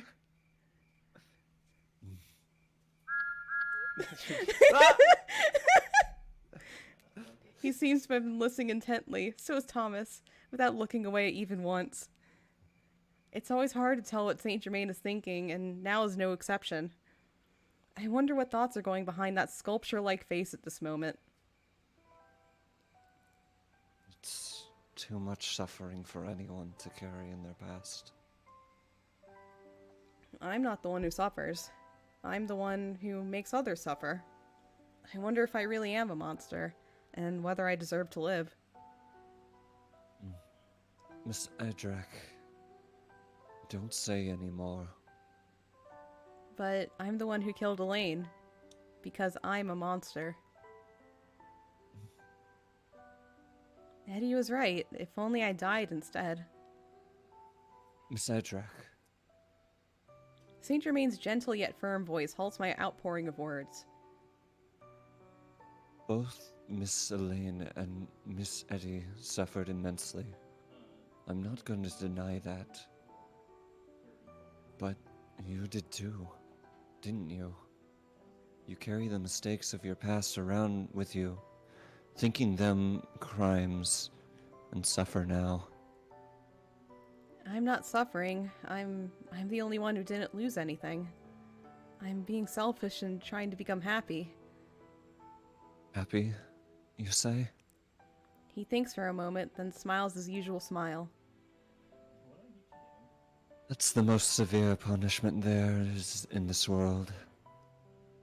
What? Why would happy be a punishment? Objectively, perhaps seeking happiness is not a crime, but people will be people. Your own regrets never truly disappear, but slumber on in the depths of your heart forever and ever. Ellipses. No matter how much you try to tell yourself, it couldn't be helped. You did the best you could in this situation. The vivid memories of those moments will follow you around forever, for as long as you live upon this earth. Here is what I think. Hell exists within ourselves. Personal hells that no one else can set foot within. I pray that one day you'll be able to escape that hell you bear. Alright, I'm just gonna make a note of this. This is the final decision of the common route. So this is the final chance that we'll get to tilt the odds into any marriage, like, not marriage candidate. I'm thinking of Story of Seasons too much, but like romance option. So this is kind of last chance for this route. So if anyone wants to take this final shot, then please do so now, or else RNG will say it for you. I want to, but I'm like, I feel like I shouldn't influence this one. Who knows? But it's also a matter of being nice to Saint Germain or like rejecting him outright. I want to be nice. Where do we vote? Hey Nugget. You can You go. got the controller. Yeah, it's a redeem called Grab Our Controller. Nugget. So if you want to do it, you can have the final say. We don't know who we're gonna flip a coin. That we'll redeem it first. Same thing. You did the same thing? Alright, Nugget. Alright, what's the coin flip? It says tails. No! So second option. Alright. We're gonna be mean to Saint Germain. You wouldn't understand. Nugget told me to be mean. Perhaps that is so. Crime, punishment, forgiveness, they all exist within your heart. But please allow me to say this. I pray that your heart finds peace. Thank you, Saint Germain. Now then, it's late. You should force yourself to sleep, knowing what awaits tomorrow. I obediently follow the Count's suggestion and return to the mansion with him. Part of my heart still remains in that moment, in the darkness. My heart is still clouded, and I walk along silently. The next day, we make our way to the location. Unfortunately, it's pouring rain now. This is the only clue we found so far, the location of Father's secret lab. Oh man, just our luck. It's raining cats and dogs out here. Idra, would you like my coat? No, thank you. I'm fine. Don't worry. We appear to be in an abandoned graveyard, some ways out from central London. Seems like no one has set foot here for years. There are rails, though. There are rails. There's always rails. Lupin, Van Helsing, Impy, Victor, and the Count, and Thomas have investigated this place together to search for Father's laboratory. Who else had a shitty night's sleep? Oh, never mind. Okay. A laboratory under a graveyard. Isaac sure had a morbid idea. Are you really sure there's an underground facility at a place like this? Yes, it should be here. These graves have been here a long time. Since the 14th century, in fact. At the time, the Black Plague had broken out all across Europe. It swept the country, and all told, is believed to have killed a third of Britain's population. Not knowing the cause of the illness, the people fell to worry and confusion and concluded that it was a poison attack. Back then, the facility beneath this graveyard was a prison for those accused of using poison, who were later killed here. The facility was later expunged from all records of the government as a stain on the nation's history and meant to be forgotten.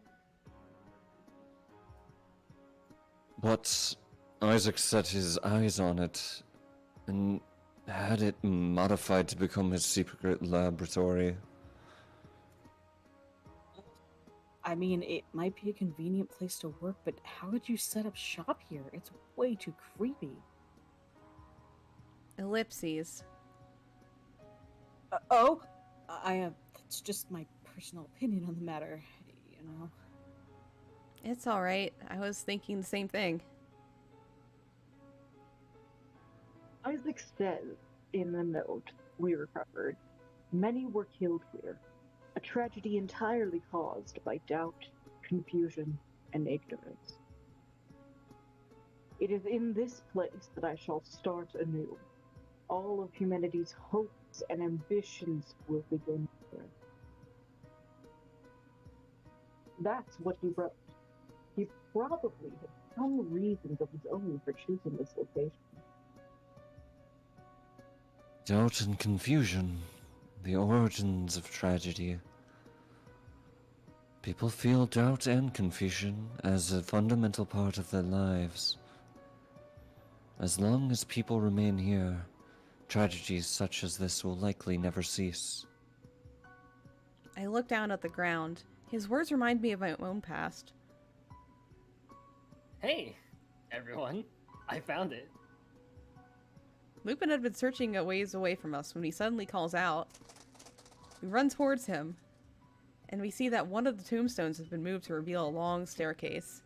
It was under the Queen's grave. It was under the Queen's grave. Oh, Man, Whoa. it's like they planned for her to die or something. Whoa. This is quite a narrow entrance.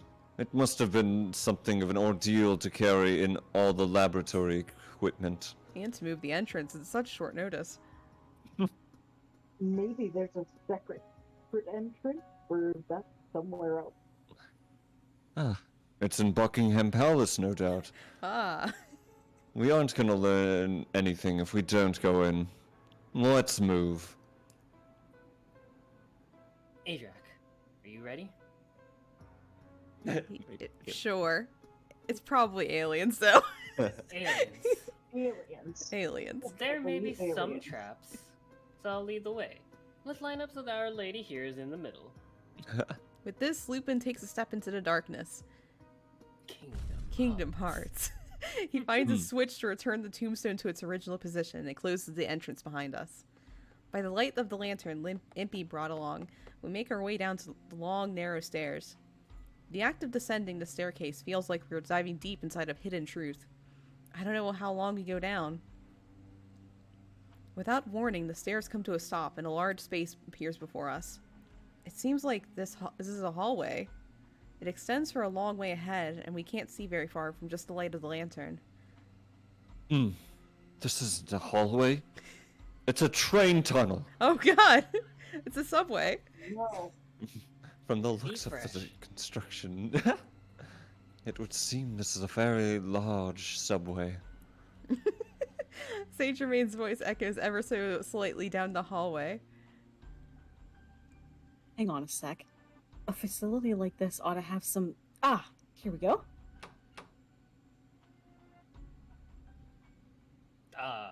Whistle. What is this? It certainly seems like we found the right place. Can't believe Soft- the character asked me to whistle. I can't do whistle that. either, dude. Me either. Soft lights turn on here and there, illuminating a stone path on the floor. Oh, this light. It's different from the gas lamps? Sure looks that way. I wonder what sort of mechanism it is. Wait a minute. Is this electricity? Electricity? I tilt my head quizzically at this word. Victor explains it to me. Electricity is a form of energy that Isaac was researching for the use of power. The concept itself has been around for a while, but so far, I was unaware that it has been put into practical use. Electricity is actually used pretty regularly in certain fields. Remember the airship race? The ether communicator they used to broadcast the race was operated partly by electricity. I don't count that. The inventors of the communicator didn't know how it worked. They just copied one of Isaac's designs. Hey, I think you're underestimating engineers a little here. At least I have a basic understanding of how it works. What? Ippy, you actually understand that? You really are a genius in some way. Too bad you can't whistle. Whoa. Oh, Impy and Victor begin speaking excitedly as they walk off. Hey, wait up. Don't get too far ahead. You don't know what's waiting for us. Oh, sorry. I just got so cut up.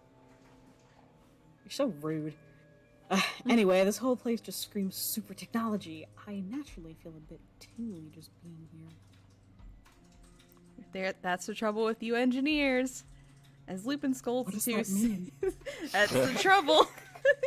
With the engineers. Those dang engineers. Saint Germain and Van Helsing seem perfectly content to patiently follow along behind us. It definitely is unsettling here, but I also find it fascinating at the same time. I can see why those two would be excited.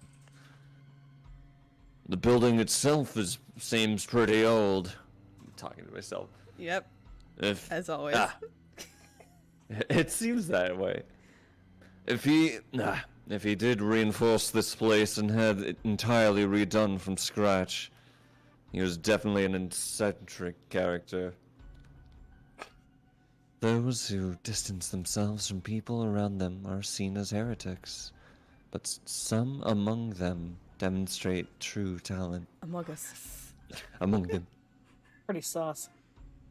Isaac Beckford was sus, and is likely one such a man. We continue walking for a while, and the width of the path begins to slowly change. The room where he was actually doing his research is probably just ahead. So, when it comes to the actual investigating, how should we go about it? The safest thing is to stick together. I'm going to do my own investigation. Or do that. Van Helsing sharply interrupts Lupin. I thought you might say that. Just for the record, may I ask the reason?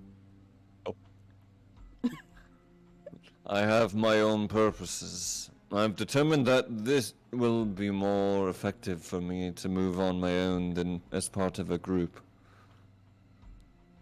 Any objections? I did only join forces with you to temporarily so we could achieve our own separate goals. That's right. If that's the case, I think I'll go on my own as well. This is definitely a most interesting place. Considering its size, it may be a good idea for us to split up in order to search the facility more efficiently. After Van Helsing declares it his intention to go off on his own, Saint Germain requests to go off by himself as well. Ellipses. Lupin sees my expression and shrugs. It's not like we're tied to each other. I'm fine with us all going our separate ways in here, even though it's a god-awful idea. It's fine. We did originally all come together because we had our own goals. Then, okay. Why don't we all search separately? And of course, we'll report back right away if we find anything. Sure. For the moment, let's disband. We'll meet back here when we're ready to leave. And, if you feel you're in danger, shout! Danger? Is this a horror movie? Are we separating in a horror movie? Yes. Call it intuition about horror movies. This facility doesn't have a very good vibe about it. It's probably best if we're out of here quick. You're right, the vibes are hella Vibes sus. are rancid. Yeah, they're rancid in here. I see. Lupin, what should I do? They are pretty rancid. Can you Yeah. feel how humid it is in here? Look at the walls. Yeah, they're like nasty. You can't go on your own. Just tag along with someone and look for clues as you go. That makes sense. Okay, we're about to learn who we're gonna be with. I hope... Oh, here we go. I hope you find something. Thanks. Oh my god. Whoa. Well, Wait, does that mean... You'll never understand, huh? you'll never understand. I'm surprised. I thought anyone except for Van Helsing we would choose, so it's still tracks, I guess. Saint Germain, may I come along with you? No. Oh, so much Okay. for that route. All I right. saw you hesitate and toss a coin last night. No, that's not canon. Your story is too sad to Okay. even have that Oh, go in the way. thanks. Oh, are you sure you wanted to accompany me? I thought I'd never understand. Well, there's no greater honor than being chosen by you. Oh my god. I'm happy you feel that way, despite the fact that you'll never understand. What's going on here? Why does it feel like you two suddenly grow closer? He'll never understand, Impy. You never will. You're right. We'll never understand. On the other hand, she and you seem to be drifting apart. Lupin, can you refrain from making jokes that hurt my heart like this? Seriously? This group is always so lively, no matter where we are. Now, where shall we go, Miss Adrak? Oh! We leave the others behind and enter one of the rooms along the main hallway. The room is filled with books, documents, and piles of papers that I'll never understand. They're all stacked up and crammed anywhere that they could fit. There's so much here. Did my papa leave all this behind? My. It's one problem to have no clues to go on, but having too many is not necessarily a good thing either. Blue would have a fit. This is going to be tough. There's a lot of Blue's Clues here. Well, we got our thinking chair. What can we do? Let's start think. Okay, now the salt and pepper are dancing. We gotta get out of here. Oh, God. Let's start looking through everything and see if there is any of this information might be of use. Right. Left. Sometime later, I've read through several reports. Saint Germain, on the other hand, has been painstakingly going through each document, slowly but surely, Must be hard with you. Yeah. not opening his eyes once. I read Braille. Oh God. Oh, Thank you, Count. What's this? I don't believe I've done anything to deserve your thanks. I'll never understand. I feel a little better after you listened to me yesterday, even though you'll never understand. Yesterday. Don't mention it. I mean, really don't. I asked because I wanted to. Thank you anyway. All right. I gratefully accept your thanks. With so many papers, there's no telling how much time it'll take to go through everything in this room alone. You can make it faster by subscribing to Audible. Ah, yeah. We're not sponsored. Unless we get that Audible money, we ain't saying shit about them. I'll have to rely on a little bit of intuition. I reach into a pile of documents to randomly pick something. I slip on a sheet of paper and fall, burning half the documents. what? Oh. Wah. Rio. Oh, Are you alright? Ah, fanfiction tropes, I see. Just before I hit the ground, the Count catches me. I'm sorry. Oh, it's nothing.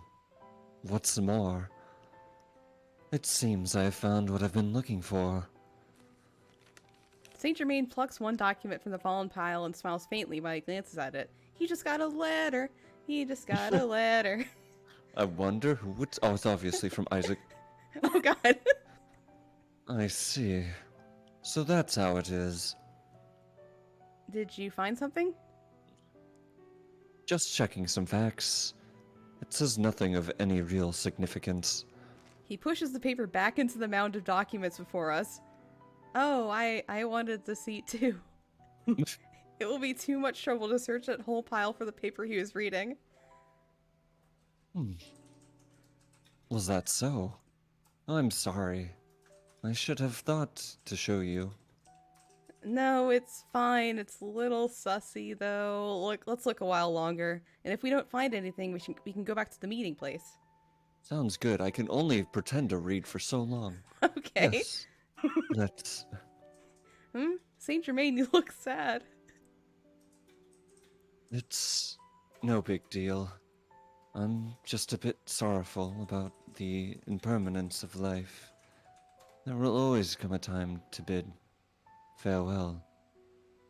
Okay, anyway, Saint Germain turns back to the mountain of papers. I feel like he's acting a bit strange, but I begin looking through more documents. After a little while... By the time we've returned to the hallway, the others are already there. Now then, why don't we present what we have found? That sounds good. I'll start then. Hold up! Wait a minute. Lupin looks up at the ceiling. Damn. I was right about having a bad feeling. A narrow underground passageway. It's good they're only coming from one direction, but it is still bothersome. Like the musician? And? The musicians? Van Helsing's guns are suddenly in his hands. Remember, this is a trainway. What is it, Thomas? What are you talking about? Behind us. They're pretty far back, but enemies are on their way. Truly. Then spring up wherever we go. I'm becoming quite tired of them. They are a government organization, after all. Of course you're tired of them. We all are. They have a manpower and skill, though I'm inclined to agree with the Count. You mean Twilight Fear? No, we worked so hard to get here. How do they find out about this place? We'll think about that later. Right now, we need to focus on figuring out a way to get out of this moldy tomb. Are you sure you aren't mishearing? The Queen guaranteed our safety. Twilight shouldn't be able to harm us. Well, the Queen's dead. Yep. It must mean they want to deal with us so badly that they're ignoring those orders. No. We are merely an afterthought. Twilight's true target has always been Miss Adrak. Aren't you the popular one? That doesn't make me happy at all. Oh. Either way, getting captured here isn't an option. Let's find an exit. The lights suddenly go out. It's so dark I can't see my hands in front of my face. Me either. Oh, it's so dark. Damn! They're headed this way. They must be trying to take us all out while we can't see. There's only one option left to us. Lupin, back me up and distract them. I'll take the lead and subdue the enemy forces. Adrak, you go with the Count. With his skills, you'll be able to get past the most obstacles. Oh, of course. You've set the bar so high for me. I'll do my best not to let you down, like I almost let you down as a cannonball.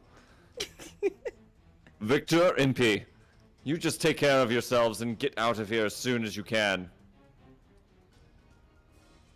What? Are you saying we belong on the sidelines? What's this all about? That's not what I'm saying. It's just the most effective course of action right now. Some things only the two of you can do. So, for now, we need you to retreat. Don't underestimate the strength of the fabulous Mr. Impy. Anyway, I'd be a failing as a boyfriend if I left her behind. I can help too. I ran from the yard for a while before I met you. I have the means to fight back. If they mean to attack us in the dark, the opponents should be wearing the latest night vision equipment. My flash grenades will work wonders against enemies like this. Hear that? What's the verdict, Van Helsing? Idiots who know nothing about battle tactics. Do as you please. Sure. We'll just do our thing and save the day. Look for an exit from a different route. This place is huge, so there's likely another way out. What if there isn't another exit? Don't pray and don't give up. Use all the knowledge you have and keep thinking. No matter how hopeless, choose to live. Don't ignore that don't pray, Saint DG. I was going to say, what's wrong with praying? Oh, wait.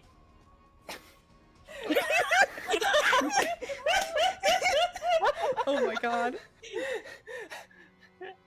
Does it go against your beliefs if I tell her not to waste time praying? Count? No. God always smiles upon those who try to stand on their own. Oh my god. I'll Oh do my God. best. Careful with those oh my gods, though. Now, my eyes have gotten quite used to the darkness as I always have them in darkness. Let's get moving. Weights are dropping off of him like Rock Lee. Yeah. You got used to total darkness? No problems here. Same. Y'all are crazy. I've always had good eyesight. Okay, Ippy. You guys are all weird. I find myself agreeing with Victor. Looks like the party's arrived. Our plan is simple. Greet them with fire. Adrak, go. Right. Be safe, everyone. Count, take care of her. I vow to protect her. Shall we be off? As soon as we start running, I hear the sounds of fighting behind us. Ah. I almost turn around, but Saint Germain grabs my hand. It'll be alright. Let's trust them. Just worry about yourself for right now. Yeah. God has their back. Oh god. Exactly. Ellipses. For a while, I run with all my might.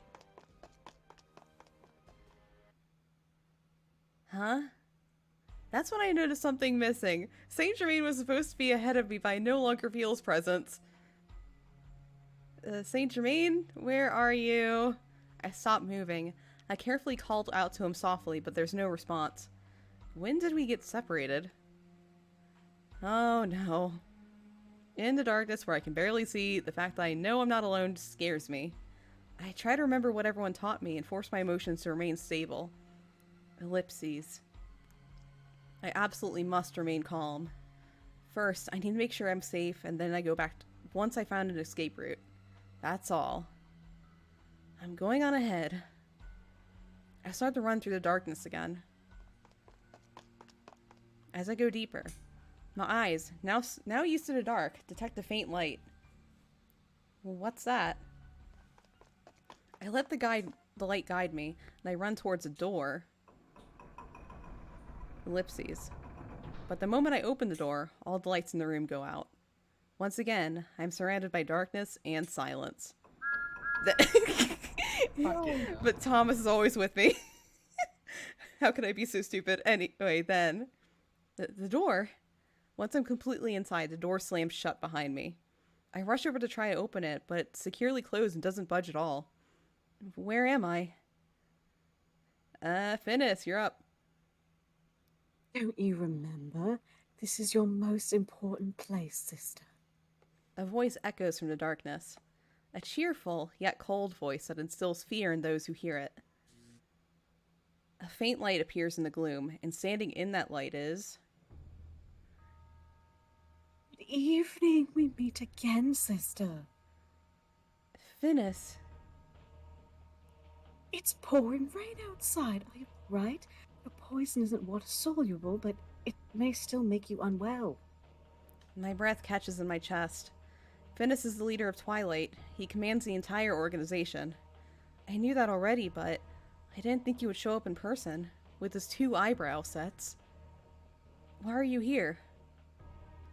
Show you that my eyebrows are absolutely on fleek. No. Don't look so scared. What's the matter? Frightening. I think I make for a very cute little brother. He chuckles to himself. Finis continues without losing his smile. Why am I here? There's only one reason. Because I am the one who lured you to this place. What? What? What? It certainly took you long enough. I'd almost given up hope that you'd ever reach this place. But I'm so glad you're here. I was beginning to worry that I'd overestimated the abilities of Lupin and his group. Finis continues to talk as I stand there, stunned.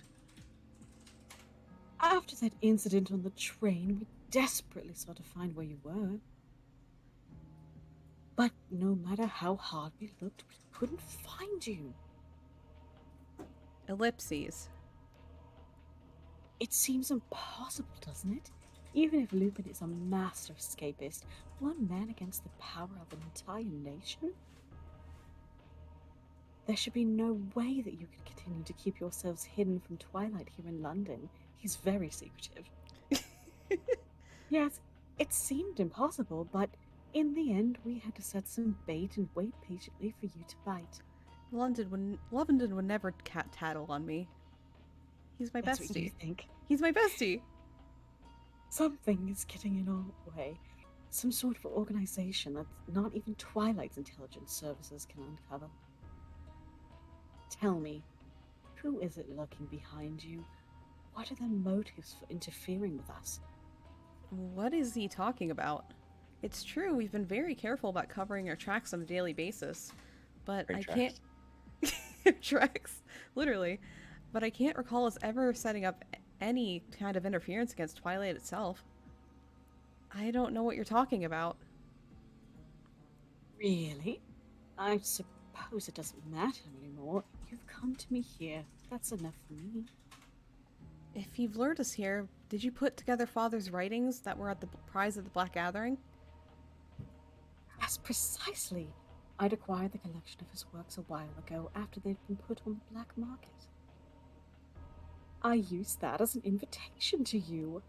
I'm so glad my efforts didn't go to waste. You didn't even sign it. Finis, a boy claiming to be my younger brother. Perhaps he could answer my questions. Could he tell me what I want? Okay, maybe he can tell me what I want to know. I have so... Okay, I have so many questions.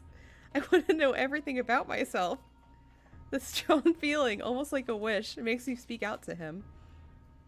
Tell me, Finis, why are you after me? Why is the ha in my chest? Why does my body make this deadly poison? Why was I asleep at the mansion? Are you really my brother? Our eyebrows look nothing alike. Where is Father? Where is he now? Slow your roll. Oh my god. Ellipses. There is a long silence. Finis had been speaking in high spirits up until now. But he seems to have lost any cheerfulness and turns to me with a cold, dismal countenance. Sister, why did Father love you more than me? Okay. What? I can't comprehend the reason for it at all. I'm so useful. I love Father so much. And yet, the one who receives Father's love is always, always you. My sister. My useless, powerless, ignorant sister. Ellipses. That's kind of a low blow, my dude.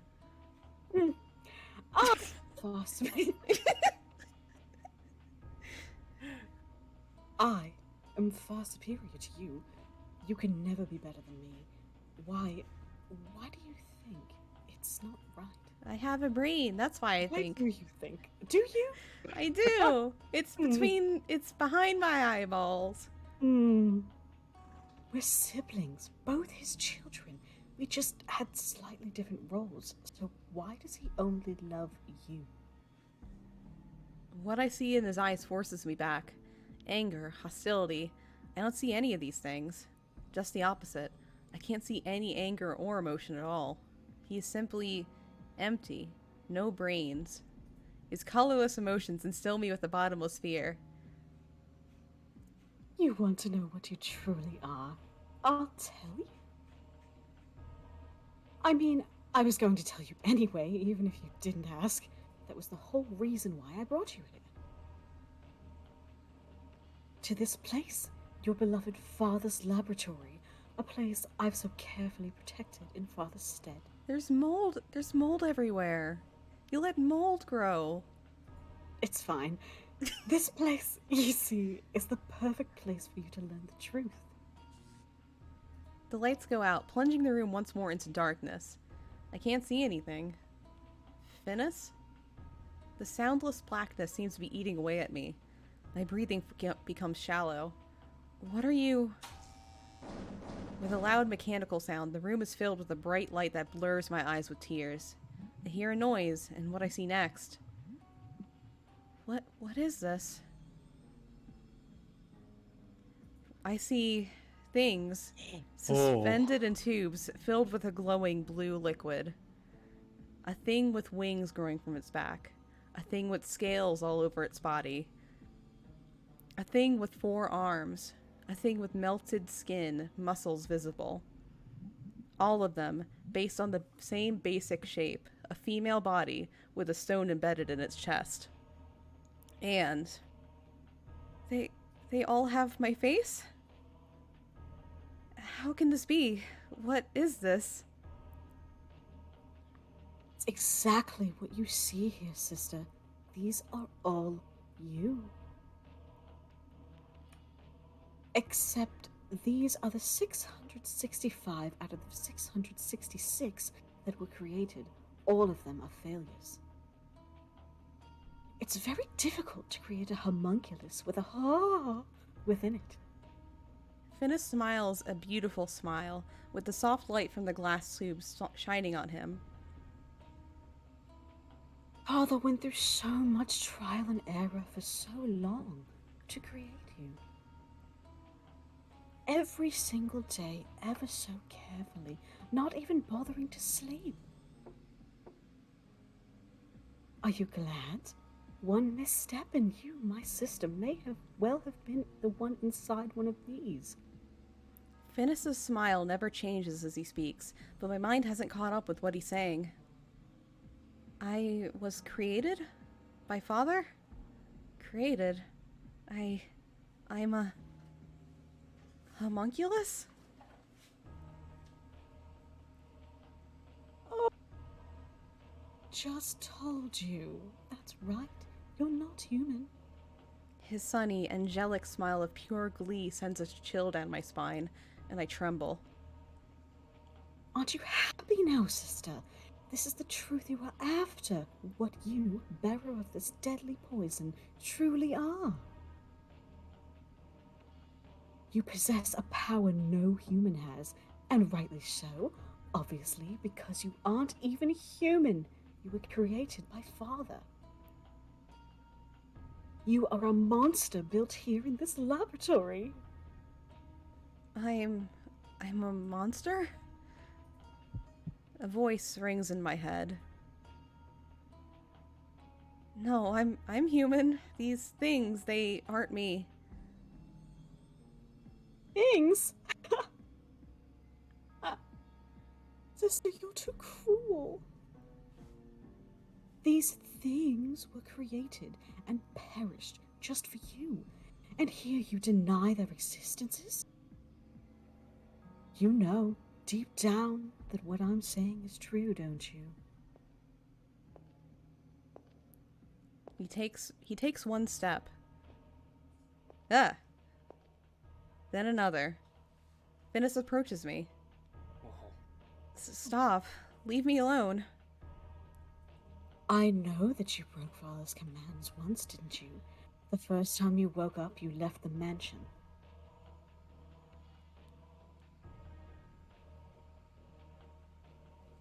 I hear a voice again.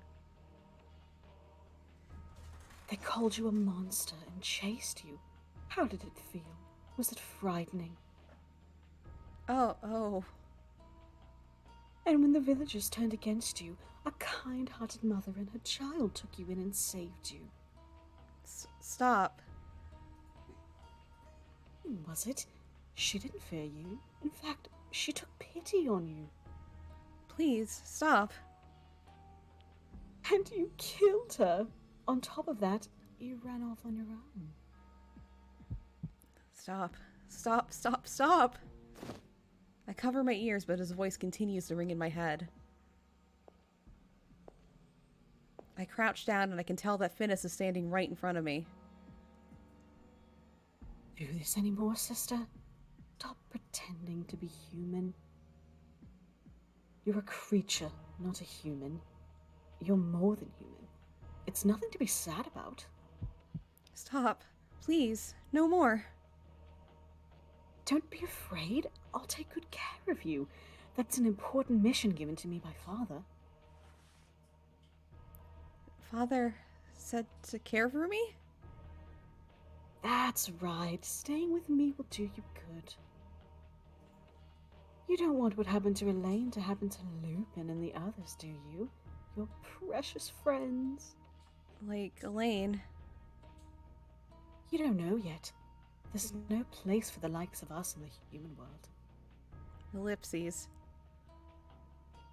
Come with me. Let us fulfill the reason we were brought forth into this world. Doing that, Father will surely be pleased.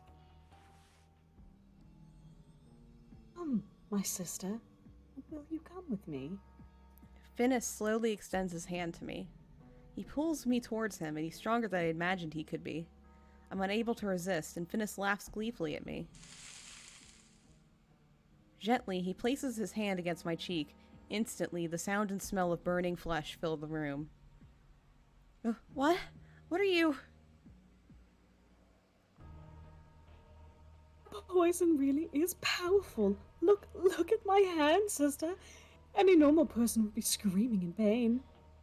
He continues to stroke his hideously burned hand against my face. The melting skin and tissue feels sticky. Can I ask you something? Do you still consider yourself human after seeing this? It's as if Finis doesn't feel pain at all. He looks at me with a gentle smile. I'm so afraid and confused that I can barely breathe. You're not human. You're a monster. A monster created by Father. I'm... Let's go, sister. For Father. No, let go. What? Without warning, a blade pierces Finis's chest. What? Confidence is often one's greatest enemy. Who are you? Oh dear, I must apologize. I haven't introduced myself. My name is Saint Germain. But perhaps you'd understand better were I to tell you my other name. The agents of destiny, guides of history. We are called many names. Ah, but the Apostle of Idea. Does that ring a bell? His eyes are open. Yeah. Uh-oh. Oh Uh-oh. my god. Uh, Idea? The idea? The one organization Father feared? Saint Germain? You have an idea? Oh. Oh, did that not go? Miss Adrak, this will be over quickly. Please stay where you are, if you would be so kind.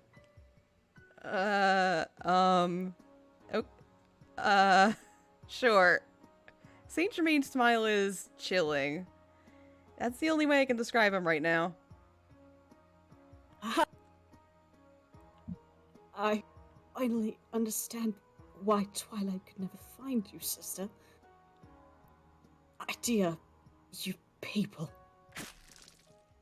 Without letting Finis finish, Saint Germain pulls his blade from Finis's body in one swift motion.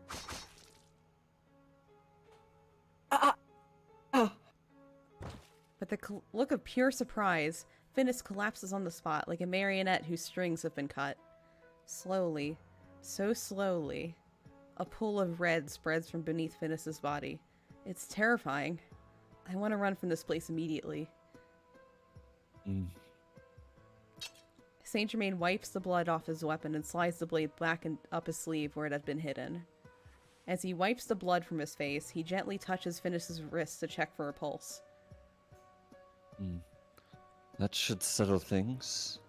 Now that they have lost Finis, Twilight will have to retreat for now. Let's find a way out of here and ensure our own safety first. Then... Finis died right before my eyes. His shocked expression as the blood spurted from his chest.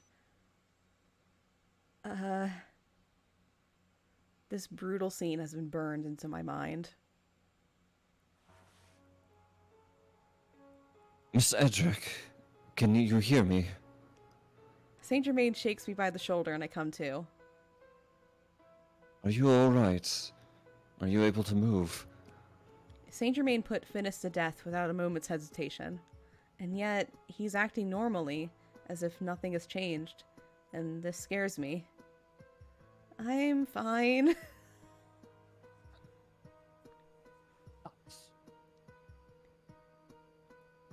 I see. I'm glad to hear that. Finis lies there, unmoving. I look at him again, soaking in a pool of his own blood. So, this is how it ends? Was this really the right way? It's not over yet. Finis will continue to be the cause of destruction, in a very true sense. As always, his voice has a softness to it. Now, let us all get away from here. I'm sure Twilight will continue to hound us until Finis's death becomes widely known. We need to locate a different exit and let Lupin and the others know. Saint Germain looks at me with a gentle expression.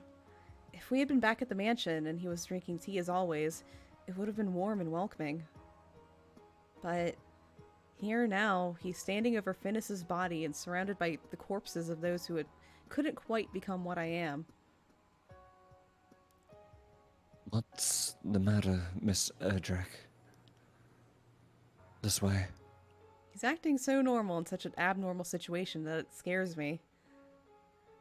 Just having a real one here, you know? Real one. I wouldn't understand. Are you afraid of me, Miss Adrak? He sounds defeated, as if his emotions have faded. The weakness in his voice makes me turn. But when I look at him, all I see is the unchanging, ever-present smile that the Counts of Saint Germain always wears. So many extraordinary things are happening all at once. It's natural to feel confusion or bewilderment. Were I in your shoes, I would certainly be afraid of me as well. But believe me, as I stand here, in this very moment, the only thing driving me is the need to protect you. His smile widens slightly as he slowly takes my hand. Let's go. There's no reason for us to tarry here any longer. Sure.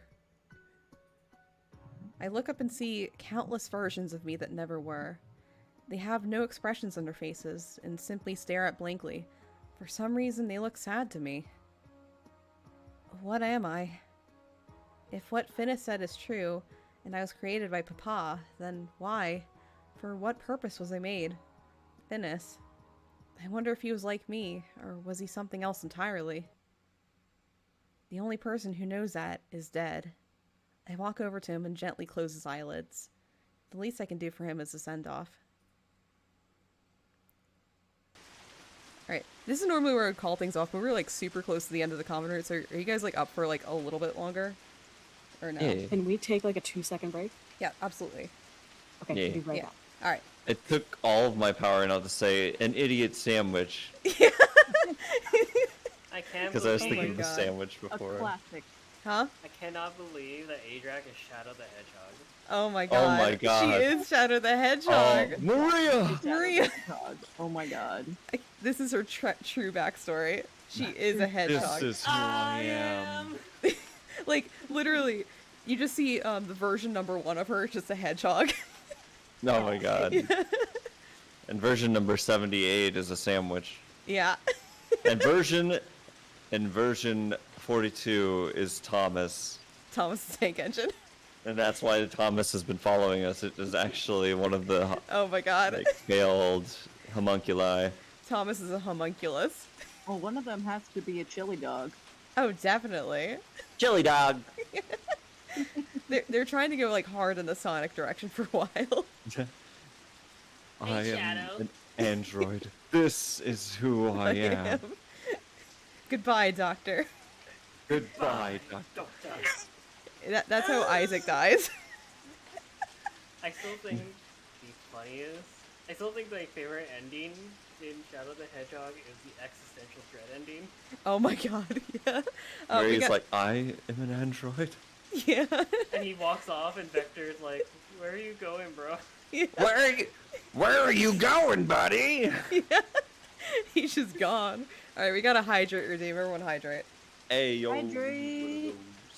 Hydrate or dihydrate. Hydrate. Yeah, this shouldn't take like too long. It is literally just wrapping up everything. I was definitely gonna be like, Altair sends his regards. Oh my god. Drink water, you fools. Okay, we did it, Mon. Are you happy? Yes. Thank you. Yeah. Oh my god. Alright. Did I hear an Alex, or was that just Moji? Oh, that was just me. Oh, okay. She should be back soon. Okay. Cool. Yeah, I gotta say, I got real emotional during that flashback. I'm like, this gives me vibes of like stuff like Kaine and Emil. Oh god, yeah. The art style is. It's so good. Cool. Yeah. It's I such- can't believe I picked like 3 different bit parts.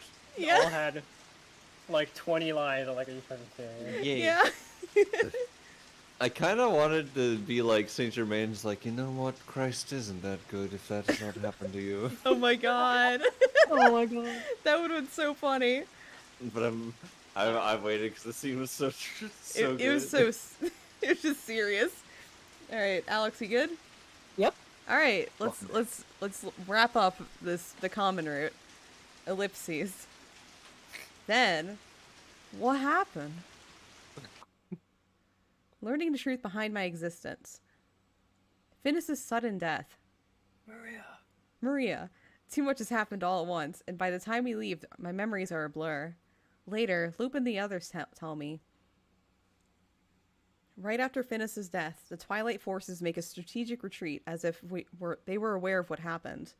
By the looks of their fluid movement, they said that it almost seems like they were retreating was part of the plan. Thanks to this, we were able to leave the underground laboratory behind without any further interference. After that, we returned to the mansion.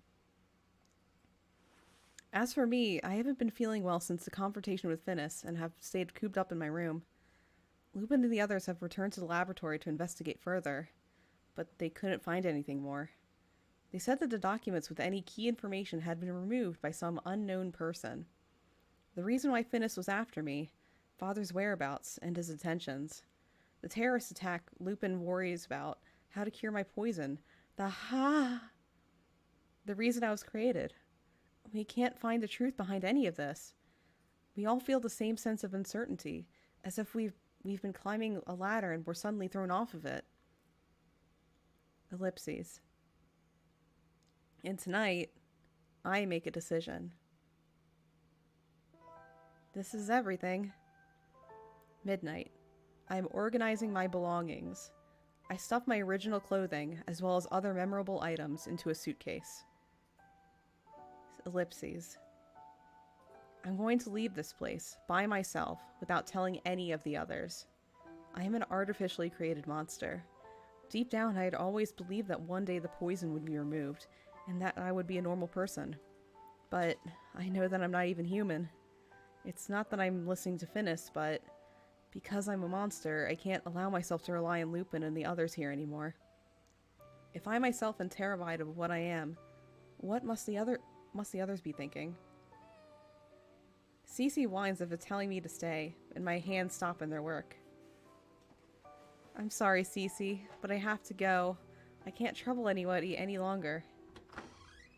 I pick up the suitcase and go out into the hallway. In truth, it's not really about troubling them or anything like that. I just can't meet their eyes. I turned out to be a real monster. Just a doll, created by a man to imitate the appearance of a human. The others here might look at me the same way that the villagers had in my past, and because they got involved with me, they might end up like Elaine. I step outside the mansion. I need to get away before I discover that I've left, but my determination wavers, and I can't help but look back, both back at the mansion and back in my memory. Saint Germain, you're up. You're out so late. Is something wrong? What? I hear a voice, not from the mansion behind me, but ahead of me, from the path leading into town. Who were you expecting? The city of London.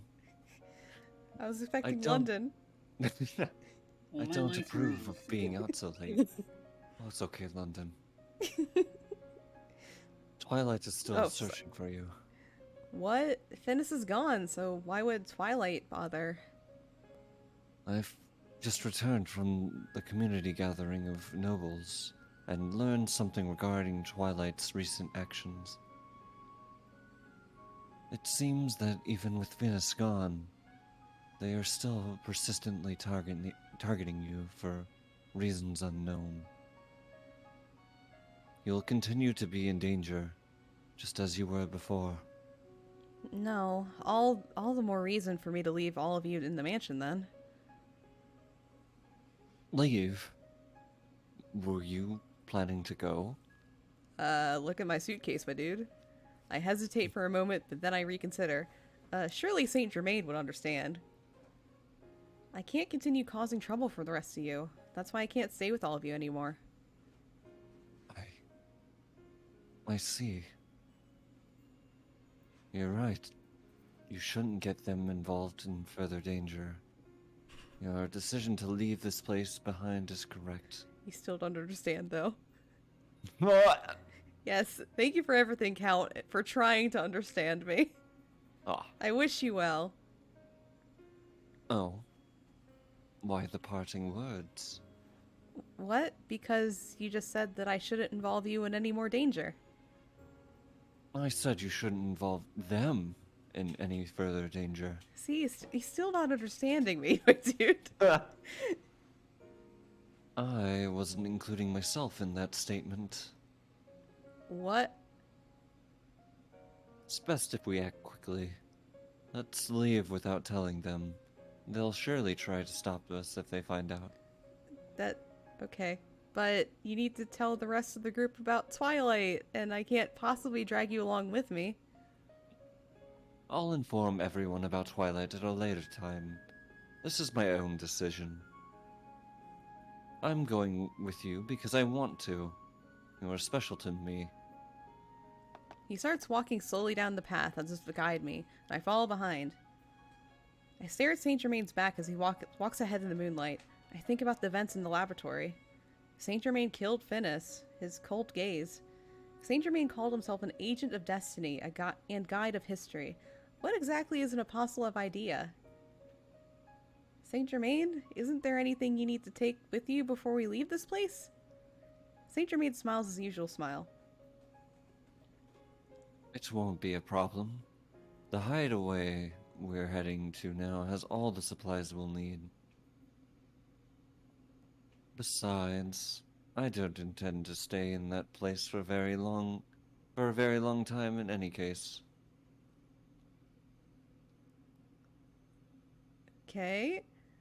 And that's it for the common route. Oh, shoot. So now we're on Twilight. Twilight. Oh, Whoa. boy. Yeah. Oh. Alright, so I'm gonna save here and that calls it for the night. The save Yeah. image is gonna change. Huh? Wow. The save Wow. Yeah, Come wow. see the eyes. Yeah. We'll see eyes. Got a Gojo moment. Yeah. We did get a Gojo moment. Well, there's gonna be more, I think, probably. Oh. I mean, we are on his route, so we'll see eyes, apparently. Whoa. Yeah. I love how much they make it a point that he like does things with his eyes. But And you they- look Yeah, at but he doesn't open them.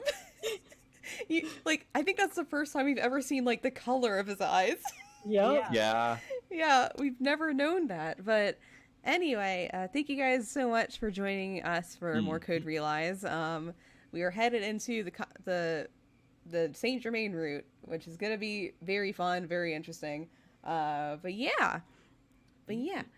So again, we do this every Tuesday. So next week, same time, 8 p.m. Eastern Standard Time, we'll be continuing on with what will be an interesting time. So, yeah.